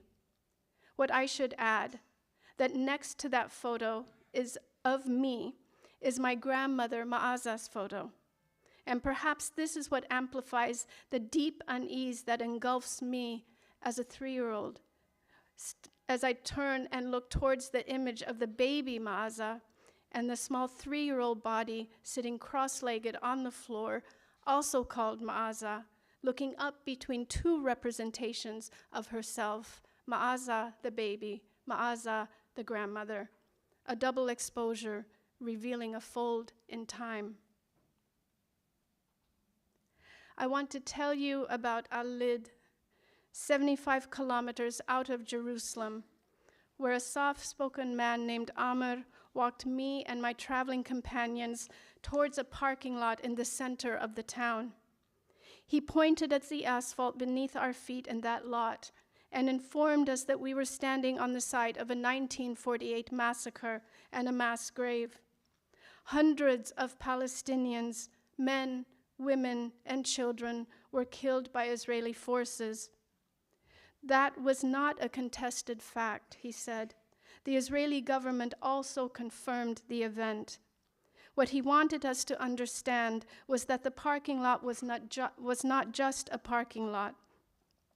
Like Etel Adnan's highway that desecrates nature, it was a site of grief and violence. It was a place of mourning, and what rested beneath the asphalt, what Israeli authorities knew must be covered up, then driven over again and again and again as cars parked, was another city that contained other stories waiting to be heard. We stood silently at that site, and I thought about what I would say to you later. Here were the remains of those who were once human beings under my feet, under that ugly strip of paved land. Omar walked us through the ruins of ancient structures and the destroyed remainders of homes and lives. He continued to patiently explain the history of the area, overcome by such emotion once that he had to pause. If it is possible that a place is more than a place, that, as Etel Adnan says, if a mountain is both a geographic location and a spiritual concept, then Al-Lid for me was something else. I was there and also elsewhere, adult and a child, staring at ruins and asphalt, and also staring up at a photograph of Maza, both old and young in that instant. Something slipped through time, superimposed itself on the present, and what I gazed upon was a double exposure, multiple eras merging to make something that I have not articulated yet. My friend, this is not the first time you have heard me talk of Al-Lid. You know I have been trying to find the words to describe this sense of what? The words evaporate before I can gather them. Maybe I can put it this way. In Al-Lid, I came to understand fully that the ruins never forget their former shapes, that the ruins will always remember their buildings, that even the air that passes through Al-Lid still bends around the forms of those who once lived and loved and were killed there. Perhaps there is no fight for justice that does not begin first with a memory. Each time I tell you about this moment, I try to press upon you what else I learned that day, that Israel has archives of every city that was destroyed and occupied in 48.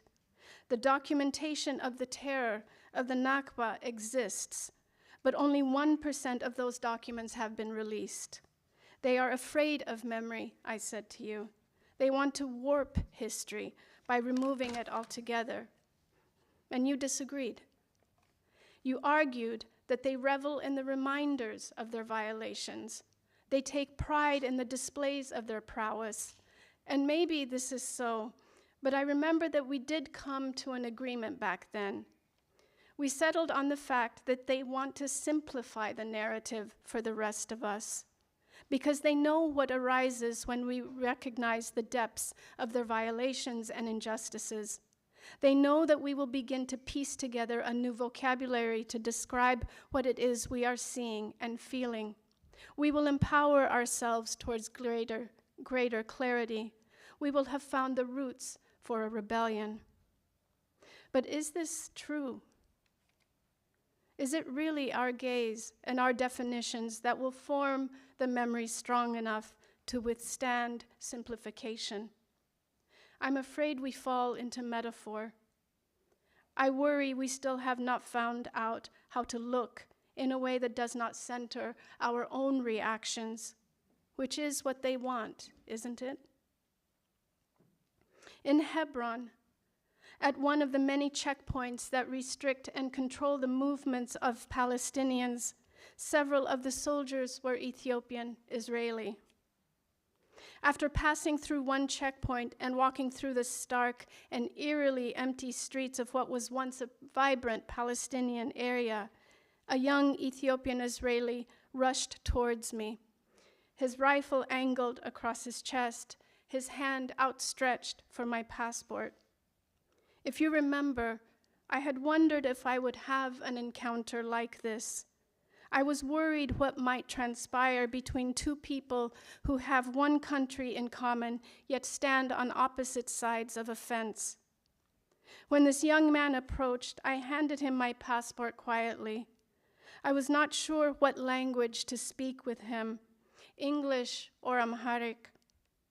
I said nothing in those first seconds while he was flipping the pages of the passport. It was only after he read that I was born in Ethiopia that he bothered to glance up and really look at me. His smile warmed his face. Everything softened, and I smiled back. For a moment, he was just a young man. And then he seemed to remember himself. The smile stopped, his eyes narrowed, and the questioning began in Amharic, all of it conducted in a gruff voice. In a matter of seconds, he had shifted internally. He became something more than himself. Eventually, I got my passport back, and I was able to return to my companions. It was not until later that I learned the interaction had been recorded by someone in my group. Weeks later, in New York, I watched myself standing in front of that soldier, answering his questions, the two of us navigating countries and languages across a vast landscape that was both geographic and spiritual. I was staring intently at his face as if I could not decipher something in it. He looks at me with a strained expression. Camera, and just above our heads, another soldier sits in a tower, eyes and rifle trained down on us. It is not until I watched the video a few times that I noticed the young Palestinian woman standing on the steps to her house just to the side of us, trapped behind a gate that goes around the perimeter of the street. The gate she wants to get past opens to a checkpoint where I am standing with the soldier. Across the street from us is another checkpoint where two soldiers watch our interaction and have their guns trained on her. It is a militarized zone. Palestinian families' ability to travel out of their doors and pass the gate is controlled by Israeli authorities. In the video, the young woman steps out of her house, goes down a step or two, and seems to know what to do immediately. She sees soldiers. She sees me. She sees the locked gate that leads to the street. She knows she has no choice but to stop and wait for the gate to open and to be allowed out. She is trapped until we are done. So she waits calmly, it appears to me, her arms at her side. She does not move. She has no expression on her face. She seems almost uninterested in the spectacle of one Ethiopian questioning another in her city. I wonder now what she must have been thinking, staring ahead while the soldier holds my passport and spits out questions. There I am, there he is, and there she is, looking at us, Israeli and American, two ruins of empire.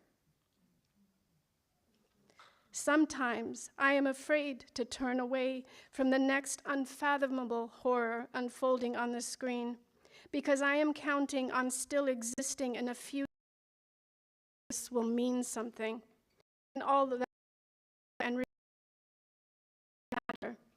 Is this a foolish hope? Is it hope at all? I paintings and watercolors Tamal Pais again and again. Why? Etel asks. Am I trying to hold some image, capture some meaning, to assert its presence, to measure myself to its timelessness, to fight or to accept? Pais is not a metaphor for Gaza, nor is the cumulative horror of the genocide equivalent to a mountain. I am concerned here by experience of looking at something repeatedly or gazing in the same direction, even if the exact changes from hour to hour. Through her paintings and watercolors, Etel is trying to express something about Tamalpais. At the same time, she knows that the mountain is more than a mountain. Quote, know by experience, by now, claims, that no subject matter, after a while, remains just a subject matter. It becomes a matter of life and death, our sanity resolved by visual meaning. She is troubling the notion of a metaphor. She is refusing its innocence and its wily ability to transcend devastation. She sees the mountain and she sees the notes the birds that must flee and their next perch on the highest peak of another mountain outside of their forest. And she knows that their gaze encompasses a future where all and encased in glass and steel, the space age. This is. I want to share with you something else I've been reading. That's it. He's speaking of Velázquez and Goya, and he touches on language and looking when he says, quote, metaphor is probably the most fertile of man's resources. Its effectiveness miraculous. All other faculties keep us closed within the real, within what already is. Only metaphor among real things, islands pregnant with an illusion. I sense here a writer struggling with metaphor, even as he acknowledges its powers. It is miraculous. How else to take in those thousands upon thousands dead and lost in rubble, and bodies left to decompose, and mass graves rising out of the broken earth? And yet it is an escape. It is a way to break free, find spaces of what is too immediate, too sudden and momentous and vicious to comprehend. A poet and a scholar who wrote of kites and dying is no longer alive. That is real. His last hours before his death, that is real. His terrors and his final breaths, those are real. Yet what strength is left in me, in you, in us, to take this all in, even in the relative calm of a so-called ceasefire? It is easier to read a poem and imagine he is resurrected, however briefly. We might even try to convince ourselves, some of us, that the reading of the poem is a bomb on a splintering world. And what the weak, that senseless death might be all that we can offer that is real and concrete. Filming my with that soul gate, then swung back to decision to look at her. This was being filmed by a young woman, Muslim and Egyptian. We were not the center of that moment. This is what fascinates me now. The realization that this encounter was not about two people who once hailed from the same country, like the very same region, and found themselves staring across another landscape at each other.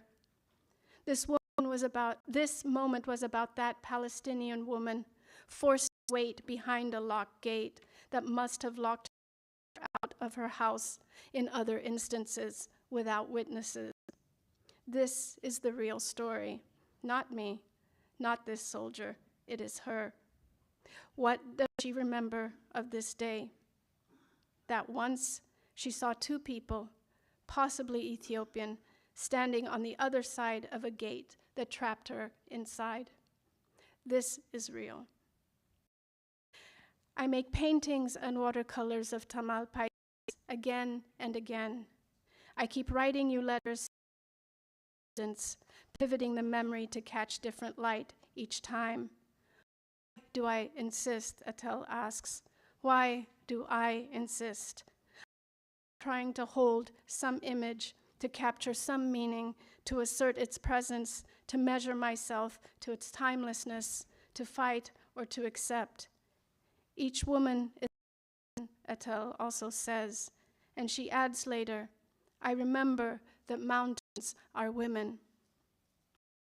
Woman standing behind that gate. She is not a mountain. That is a metaphor.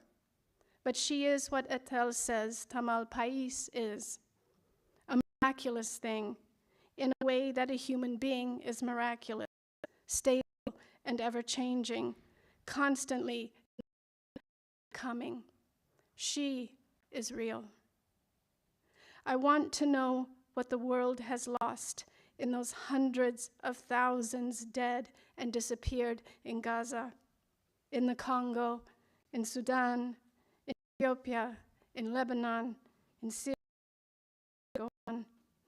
I want the real metaphor, not the symbol, the miraculous, ever-changing human being who was in a state of becoming before they were killed. This is an impossible endeavor. We must reduce the dead to allow ourselves some measure of comprehension. Every human being, flawed, miraculous, gifted, intelligent, desperate to live, churning inside, to quantify that life. We do not have enough memory to contain them all, dear friend. The mind resorts to metaphor, and maybe this is the best that we can do. I'll leave you with this question that I have asked you many times before, and maybe this is where we will begin. We sit together again and speak. How do we return what has been lost in this world? What memory can recall us back to ourselves? I think this is a question about the imagination and seeing when both have been forced to the limits of life. But until the next time, I sign off, friend.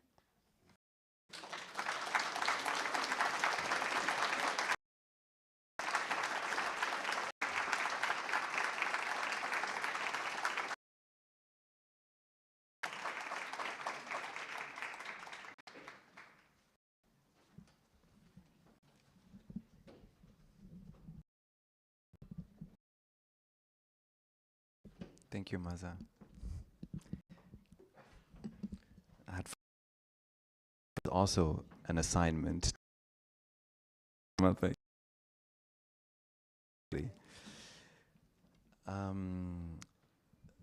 moving to the last talk of the afternoon, knowing that we also have an evening to come. I'm very happy we're closing the afternoon with Lisa. Lisa Robertson is a Canadian poet, essayist, and novelist who lives in France. She was born in Toronto and for a long time lived in Vancouver, where she began writing, publishing, and collaborating in a community of artists and poets. She was also a bookseller there. There are a lot of, how do I say, almost mythical stories about that time.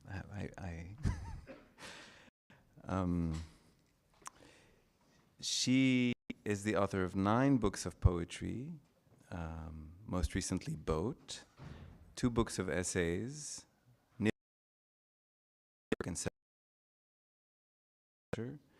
She has published 1 novel, The Baudelaire Fractal, and is at work on a second one titled Riverwork. She also has an ongoing study of medieval troubadour rhyme, and maybe we were at the reading at the Poetry Society of America last Tuesday, and were able to hear her stunning versions of William of Aquitaine.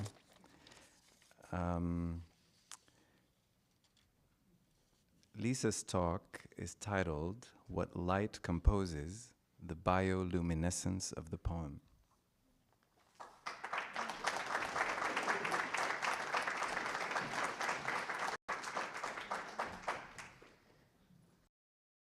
Thank you, Omar and Simone, for inviting me. I feel deeply honored to share these days with everybody. Such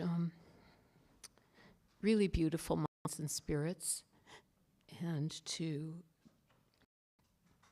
just to be given the opportunity to celebrate our wonderful Etel. When I wrote my talk, it's quite a written out formal talk, and now things written in the margins.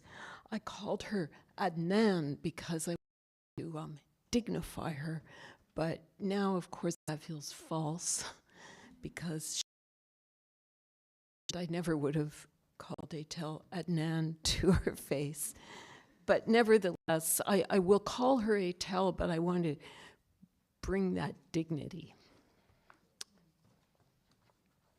that she emanated. Light streams out of the ground, Etel Adnan writes, and carries the soul into a sensation of beginnings. That is a line from the book There. In this present reckoning, light figures a continuous linking of philosophical cognition with mystical experience. Here, by philosophy, I mean the invention and differentiation and relation-making of concepts. And by mystical experience, I mean unmediated, impersonal material knowledge. Light is their communal element. Etel is sitting on the shore of the Mediterranean, looking out at the light of the horizon from a terrace at a small coastal restaurant in Barcelona, or from the beach in Valencia, sometimes for hours at a time. She recalls glimpses of the bright sea in the narrow openings between buildings in old Beirut. She sits at her 11th floor apartment window in that now destroyed city, looking out at the light, and the horizon is erased by the haze. Or she lies on her back beside the sea on the Greek island of Skopilos, gazing up at the sky. She is, in her telling, a child outside in the sun, playing with shadow as her companion. On Skopilos in August 1990, as she gazes at the bright sky, the word cosmogony arrives. I'm reading Etel's Of Cities and Women, Letters to Fawaz, for maybe the 7th or 8th time since the glossy, soft pink paperback arrived on my desk in Vancouver in 1998. It was loaned to me by the painter Alison Clay, who was deeply moved by Etel's work, and I think never had the chance to meet Etel. But Alison Clay was my entry into Etel's world a good decade before I met Etel and Simone in California. During each reading, I noticed something new there, as if on a familiar, often repeated walk in a known landscape.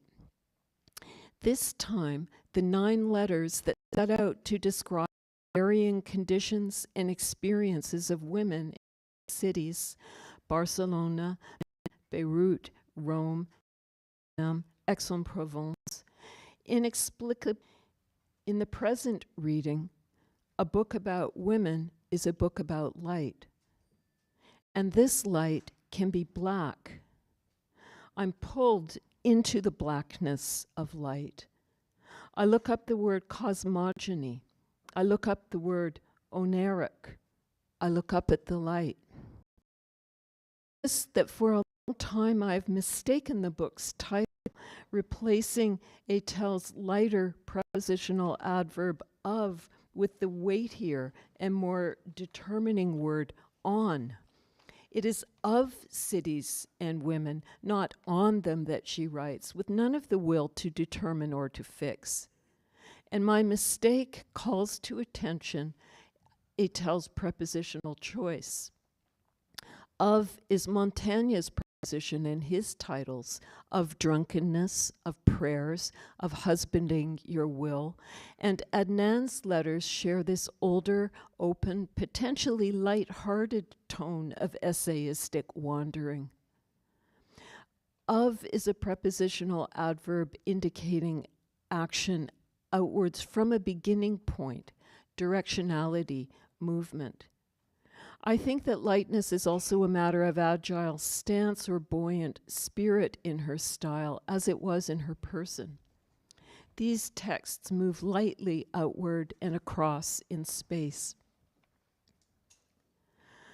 A fundamental change in the conditions of light is one of the perhaps lesser anticipated facts of an emigration. The optics of refraction are gregariously specific to their site, affected by mineral composition, leaf, liquid, atmospheric situations. If each geology has its possible thinking, it also has its own light. Places act on the mind by means of their light, especially, Adnan writes, from the island. The phosphorescence particular to each location programs our thoughts, she continues, and the diagonal trajectories of the light bend our thoughts along new angles. Our perception of things changes noticeably, our interests shift, our passions change their tone. With the change in light, one also has a new accent, which is a vocal angle. With light, what happens to speech and to thought?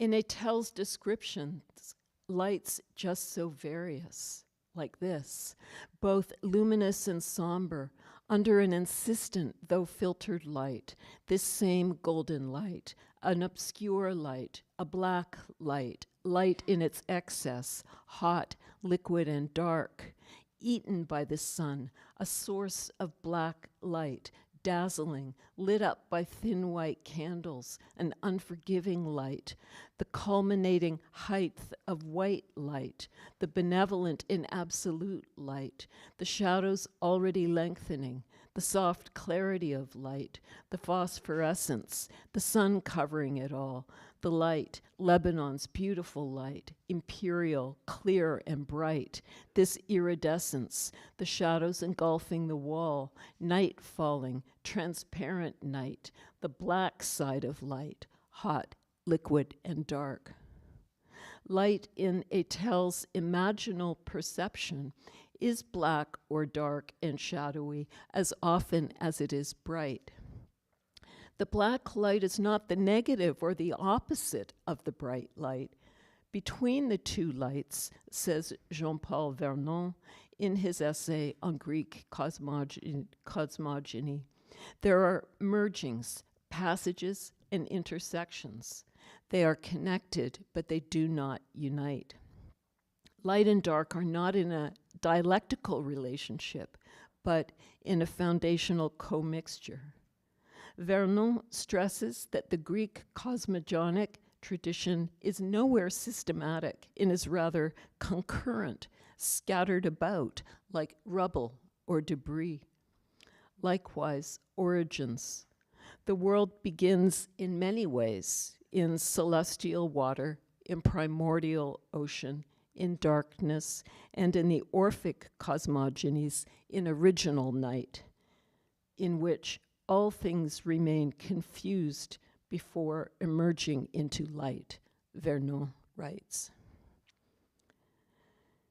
In the beginning, I read in Hesiod's Theogony, murky night, excuse me, murky night bear hateful doom and black fate and death, and also friendship, who is a sibling of sleep, says Hesiod, who had it from the single scathing voice of the 9 muses, who were of one mind, and whose voice preceded chaos even. So before chaos and before light came the muses, and their address is not benign. Rather, they taunt their receiver. Shepherds of the wilderness, wretched things of shame, mere bellies. We know how to speak many false things as though they were true. But we know, when we will, to utter true things. Which is to say that in the beginning came their scathing goddess voice, voice of many epithets, consenting voice, dazzling voice, lily-like voice, sweet voice, their lovely voice, immortal voice, the ready-voiced. First was their voice, the goddesses, that is. They have an accent. This voice is dazzling, like light, says Hesiod. And although they number 9, it is a grammatically singular voice. They are born in a sort of litter, like puppies, from 9 nights of Zeus's love with Mnemosyne, daughters of one mind, says Hesiod. From their dazzling voice, chaos. From chaos, black night. From night, light. The one voice of the 9 muses is like a pole around which everything worldly existence. Often, when I'm reading Fawaz, I gravitate to the letter written from Murcia in Spain, which is the 4th letter in the series, dated November 10th, 1990. For me, the Murcia letter is a personal gate into the pink book of cities and women. This is the letter in which Etel describes attending a conference on the medieval Sufi philosopher Ibn Arabi, arriving a little late in Murcia, his birthplace, when the discussions are already underway, because she has first lingered for hours on the beach in Valencia to look at the light. And I'm going to give a little account of Ibn Arabi's life and a sort of sketch of what I understand of him, but I'll say all of it comes from this book by Henry Corbin, Alone with the Alone, Creative Imagination and the Sufism of Ibn Arabi, with just a little bit of further reading in the Stanford Encyclopedia of Philosophy. Ibn Arabi was born in 1166 in Murcia in Al-Andalus and received from his father, who moved the family to Seville for this purpose, an education in literature and Quranic commentary. In his early teens, while gravely ill, he experienced an opening of his soul towards the realm of subsistent images. His father, a friend of the renowned philosopher, took him to meet Averroes at Cordova, who had asked to meet the boy, and the two had a long elliptical conversation. Averroes was Aristotelian. In fact, he had saved Aristotle's work for philosophy, for the so-called West. Already, Ibn Arabi was not content to accept the primacy of the rational. The elder philosopher was amazed, the account says, by the boy's supernatural intelligence. He was able to instantly express knowledge that the Aristotelian had only studied. Later, Ibn Arabi would of Averroes, whose coffin, carried on the side of a camel, was given as counterweight some of his own written books. At Cordoba, the boy would also study with the venerable Sufi woman Fatima, who taught him how textual recitation could heal a person's distress or illness by giving the words subtle ethereal form through the heart's creative energy. In pursuit of this visionary gnosis, Ibn Arabi left Spain at the age of 28, directed from city to city by his own dreams, to travel to Mecca, where he met and studied with the girl Nizam, his kutub, or image of knowledge, And then after some years wanderingly to Tunis, Cairo, then Syria, where an older theosophy of light and the individual imagination flourished in the teaching of Avicenna. In this counter-tradition of enmeshed mystical and philosophical experience, which was developed in the work of Suhrawardi, who revived ancient Persian Zoroastrian doctrines, the physics of light and dark was the key to spiritual life, which was a life of images. Images in the sense of non-sensual but intuitive realities existing on an immaterial plane different from the bodily, but still existent, real. The door to this intermediate immaterial bodies is accessed in this thinking by revelation. For Ibn Arabi, in Henry Corbin's words, revelatory imagination induces or creates knowledge. Imagination thinks, and it opens new worlds. Ibn Arabi's teachings in this tradition brought, Adnan writes, a piercing clarity upon the invisible world. Reading his text, she says, quote, "It's as if fuses blow out in our brain when traversed by high-tension currents." Corbin similarly states, "A philosophy in is vain speculation. A mystical experience that is not grounded in a philosophical education is in danger of degenerating." In her Murcia letter, after bathing in light in Valencia at the philosophy conference, Etel listens to a description of Ibn Arabi's cosmogony, which places women at the site of the creation of knowledge. She writes, Ibn Arabi is the only great theologian of history that has given women absolute equality within the absolute.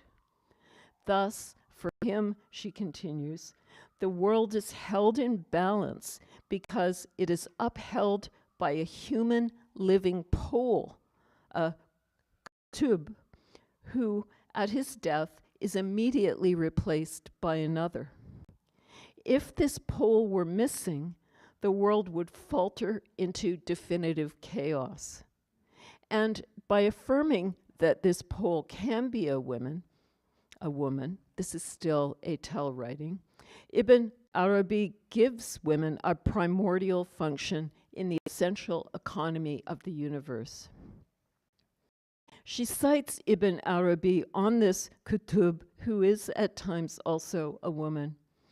In front of she who radiates solar light when she smiles, he says, adieu to the self and to patience. Corbin defines kutub as the sage in whose person the sense of the universe becomes a revelation of light. I would like to return to linger for a moment with the definitive chaos at the core of Etel's affirmative description of the potentially female kutub. Chaos is the state we are mightily reckoning with in the present world. Truly now we are faltering politically, ecologically, spiritually. Adnan was writing these letters in 1990, the year of the beginning of the Gulf War, with the Iraqi invasion of Kuwait under Saddam Hussein. On November 8th, 2 days before her letter from Murcia, American President George Bush delivered a public statement regarding what was then called Operation Desert Shield, the American military defense of Kuwait and Saudi Arabia and their oil interests. It isn't within my competence to give an account of the political history of American and European interests from 1990 to the present, not at all. But I want to pose a question that feels important to my own imagination of how to continue under present global circumstances. What is the relation of a visionary theophany of revelatory gnosis, to politis kutub, the pole of the world for whom the universe is a revelation of light. In a time of the expansion of mass slaughter by means military and governmental. Another way of posing this unsolvable question about the present tyranny is to ask how to orient whatever one has gained of some scrap of intellectual and creative freedom in a manner responsible and sensitive to a liberatory counter-tradition of the free spirit. Theophany. In one of Corbyn's many glosses on this mediating concept, which is core to creative emancipation, theophanies are, quote, inexhaustible events of the soul which liberate us for undiscovered, unforeseeable, unsuspected and prevent us from becoming immobilized, indefinite, definitive happening. It has young and worsening chaos. My own engagements in intellectual and aesthetic communities since I began in Vancouver around 1990, the year of the letters to Fawaz, has been overtly secular. Etel says, in which book? There, that she doesn't know whether she believes in God. My own understanding of God is more Lucretian or Epicurean. If God exists, they have nothing to do with human lives and strife, and exist quite apart from our limited realm. Gods don't care if I believe in them. Instead, I read philosophy. Critical analysis, whether Marxist, feminist, or philosophical, has been at the core of my own intellectual relationships, my various collective engagements, and my response to the problematics of injustice. I'm convinced that this is not functions to dismantle its transmission and its documents. Yet, as clear as the fact that chaos will remain unresponsive to critique is the building perception that there are many paths to knowledge, and critical analysis is just one of them. In changing ways, I've known this all along, and it's been one reason to continue to write, even as my personal economy blunders into deep and deepening failure. There's a revealed epistemology of composition, where within the active attention, linguistic fragments or components in movement suddenly and autonomously inaugurate their own knowledge, independent of my projections and intentions. Etel's teacher from the Sorbonne, the aesthetic philosopher Etienne Suriot, calls this creative risk instauration. In his aesthetic philosophy, the instauration of creation is the only answer to the existential opportunism, the world blindness that defines human history, and it is the only way for the person to emancipate her own being. I think poetics is another word frames for this uncaused, impersonal form of free cognition of the real. My curiosity about this revelatory aspect of the composing attention has taken different names, the Epicurean clinamen or swerve being the most satisfactory. Early on, I just called it that thing. The uncaused action of the swerve in time has seemed an apt characterization of theophanic creation. But the naming of this cognitive agency is something different than its perception. How does the mind perceive events outside causation? What can ready or prepare us for this cognitive swerve? Here is where Henry Corbyn's examination of Ibn Arabi's active imagination becomes extremely compelling to me. Corbyn speaks of the tawil, which he defines as the intuition of an essence in an image or person, which is not part of sense perception. This image is understood instantly and intuitively. Its position is esoteric and apparitional. The active imagination is its organ of knowledge, Corbin says, and its realm is the gnosis of the intermediate world between the worldly and the spiritual. So, given the current long chaos, what would politics be in this apparitional epistemology? Can we speak of collective revelation on the plane of the socially utopian? How do loose alliances of people intuit the possibility of freedom together, given freedom's relative absence from the historical narrative? Deleuze and Guattari call intuition a, quote, disorderly sympathy. Can there be a subtle politics, an uncaused polis, outside order, and how may we visit it? Since we have the ability to imagine collective freedom, there must exist a subtle practice for the compositional augmentation of that disorderly social image, which exists in the intermediate plane. Poetry could be its provisional name, or painting could. When Etel travels to Aix-en-Provence in July 1990 to visit the studio of Cézanne, she is looking at his light. The city enchants me immediately, she writes. It's light, a light that is no stranger to that of Baalbek. Golden stones, not those of the Lebanese mountains, which are harder and slightly whiter, but those of the Bekaa Valley and of Damascus, Ibn Arabi's place of death.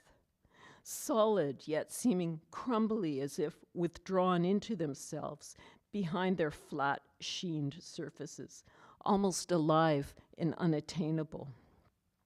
In certain parts of Egypt, one can find this same golden light, she writes. In Aix-en-Provence, her description of light merges with the description of stone, while in California, light merges with fog, becoming fog. Having walked miles in thick fog, I ran into the most luminous vision of a new kind of darkness, she wrote in Fog, a new kind of darkness in which the mind resides uninterruptedly and from which it proceeds. Mind, whether of stone or water or fog, a luminous darkness. In Aix, she has come to see Cézanne's paintings in the light in which they were painted, which is the light of the mountain, Mount Sainte-Victoire. And in this place, this mountain, whose forests had burned the summer before, bearing the blackened stone, she speaks of black light. There are moments when light in its excess turns black. The eye sees swirling blackness. And I'm not referring to shadows. I'm speaking of the black side of light itself. She and Simone are guests of the artist Marianne Bourges, the curator of Cézanne's studio, who shows them one night in Cézanne's old kitchen the hundreds of large ink drawings she had made of the mountain immediately after the fire. Fire, the first element, repainted the landscape, Bourges tells them. The fire traced black writings. The mountain's geological formations and upheavals, energetically liberated or revealed by the fire, are akin to the destroyed city of Beirut that Adnan describes at the end of the Pink Book, where disintegration of forest, of city, of the body of the deceased friend, reveal what Adnan calls a nobility. This nobility is preserved in the sheer difficulty, the decomposition of daily living. I think of the old story of Ibn Arabi's tomb in Damascus, found abandoned and unkempt, rubble-strewn next to a bathhouse by the Moroccan Sufi Ali ben Mayum al-Fassi in the 16th century. In reality, he wrote, this neglect was a sign of distinction. It protected the great teacher from the humiliation of worship. Poetry, rubble-strewn tomb or ruin that it certainly is in the present, decomposition, also holds within its ruinousness such black light, a new kind of darkness, in Etel's words, from which the creating mind proceeds with the new primacy of geophantic refraction or swerve. This is a brief citation from Etienne Suriot, The Shadow of God, in my translation.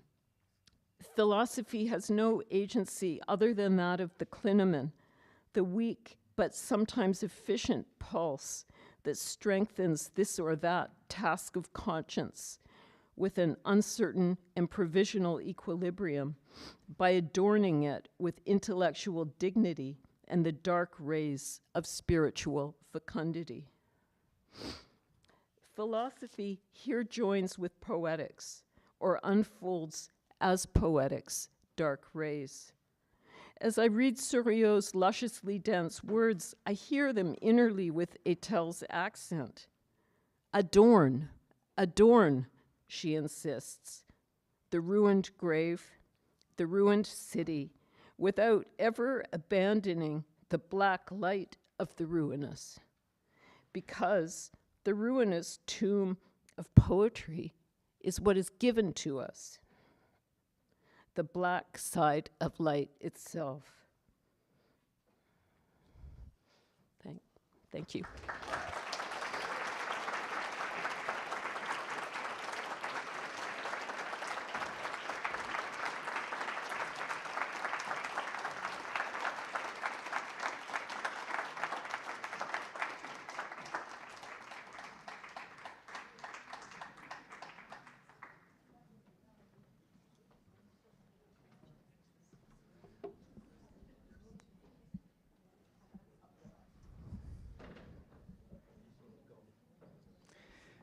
Thank you, Lisa, and thank you everyone for your talks and contributions. I couldn't have imagined a most incredible afternoon. I mean, the differences in tone and tenor and rhythm and sound and concept.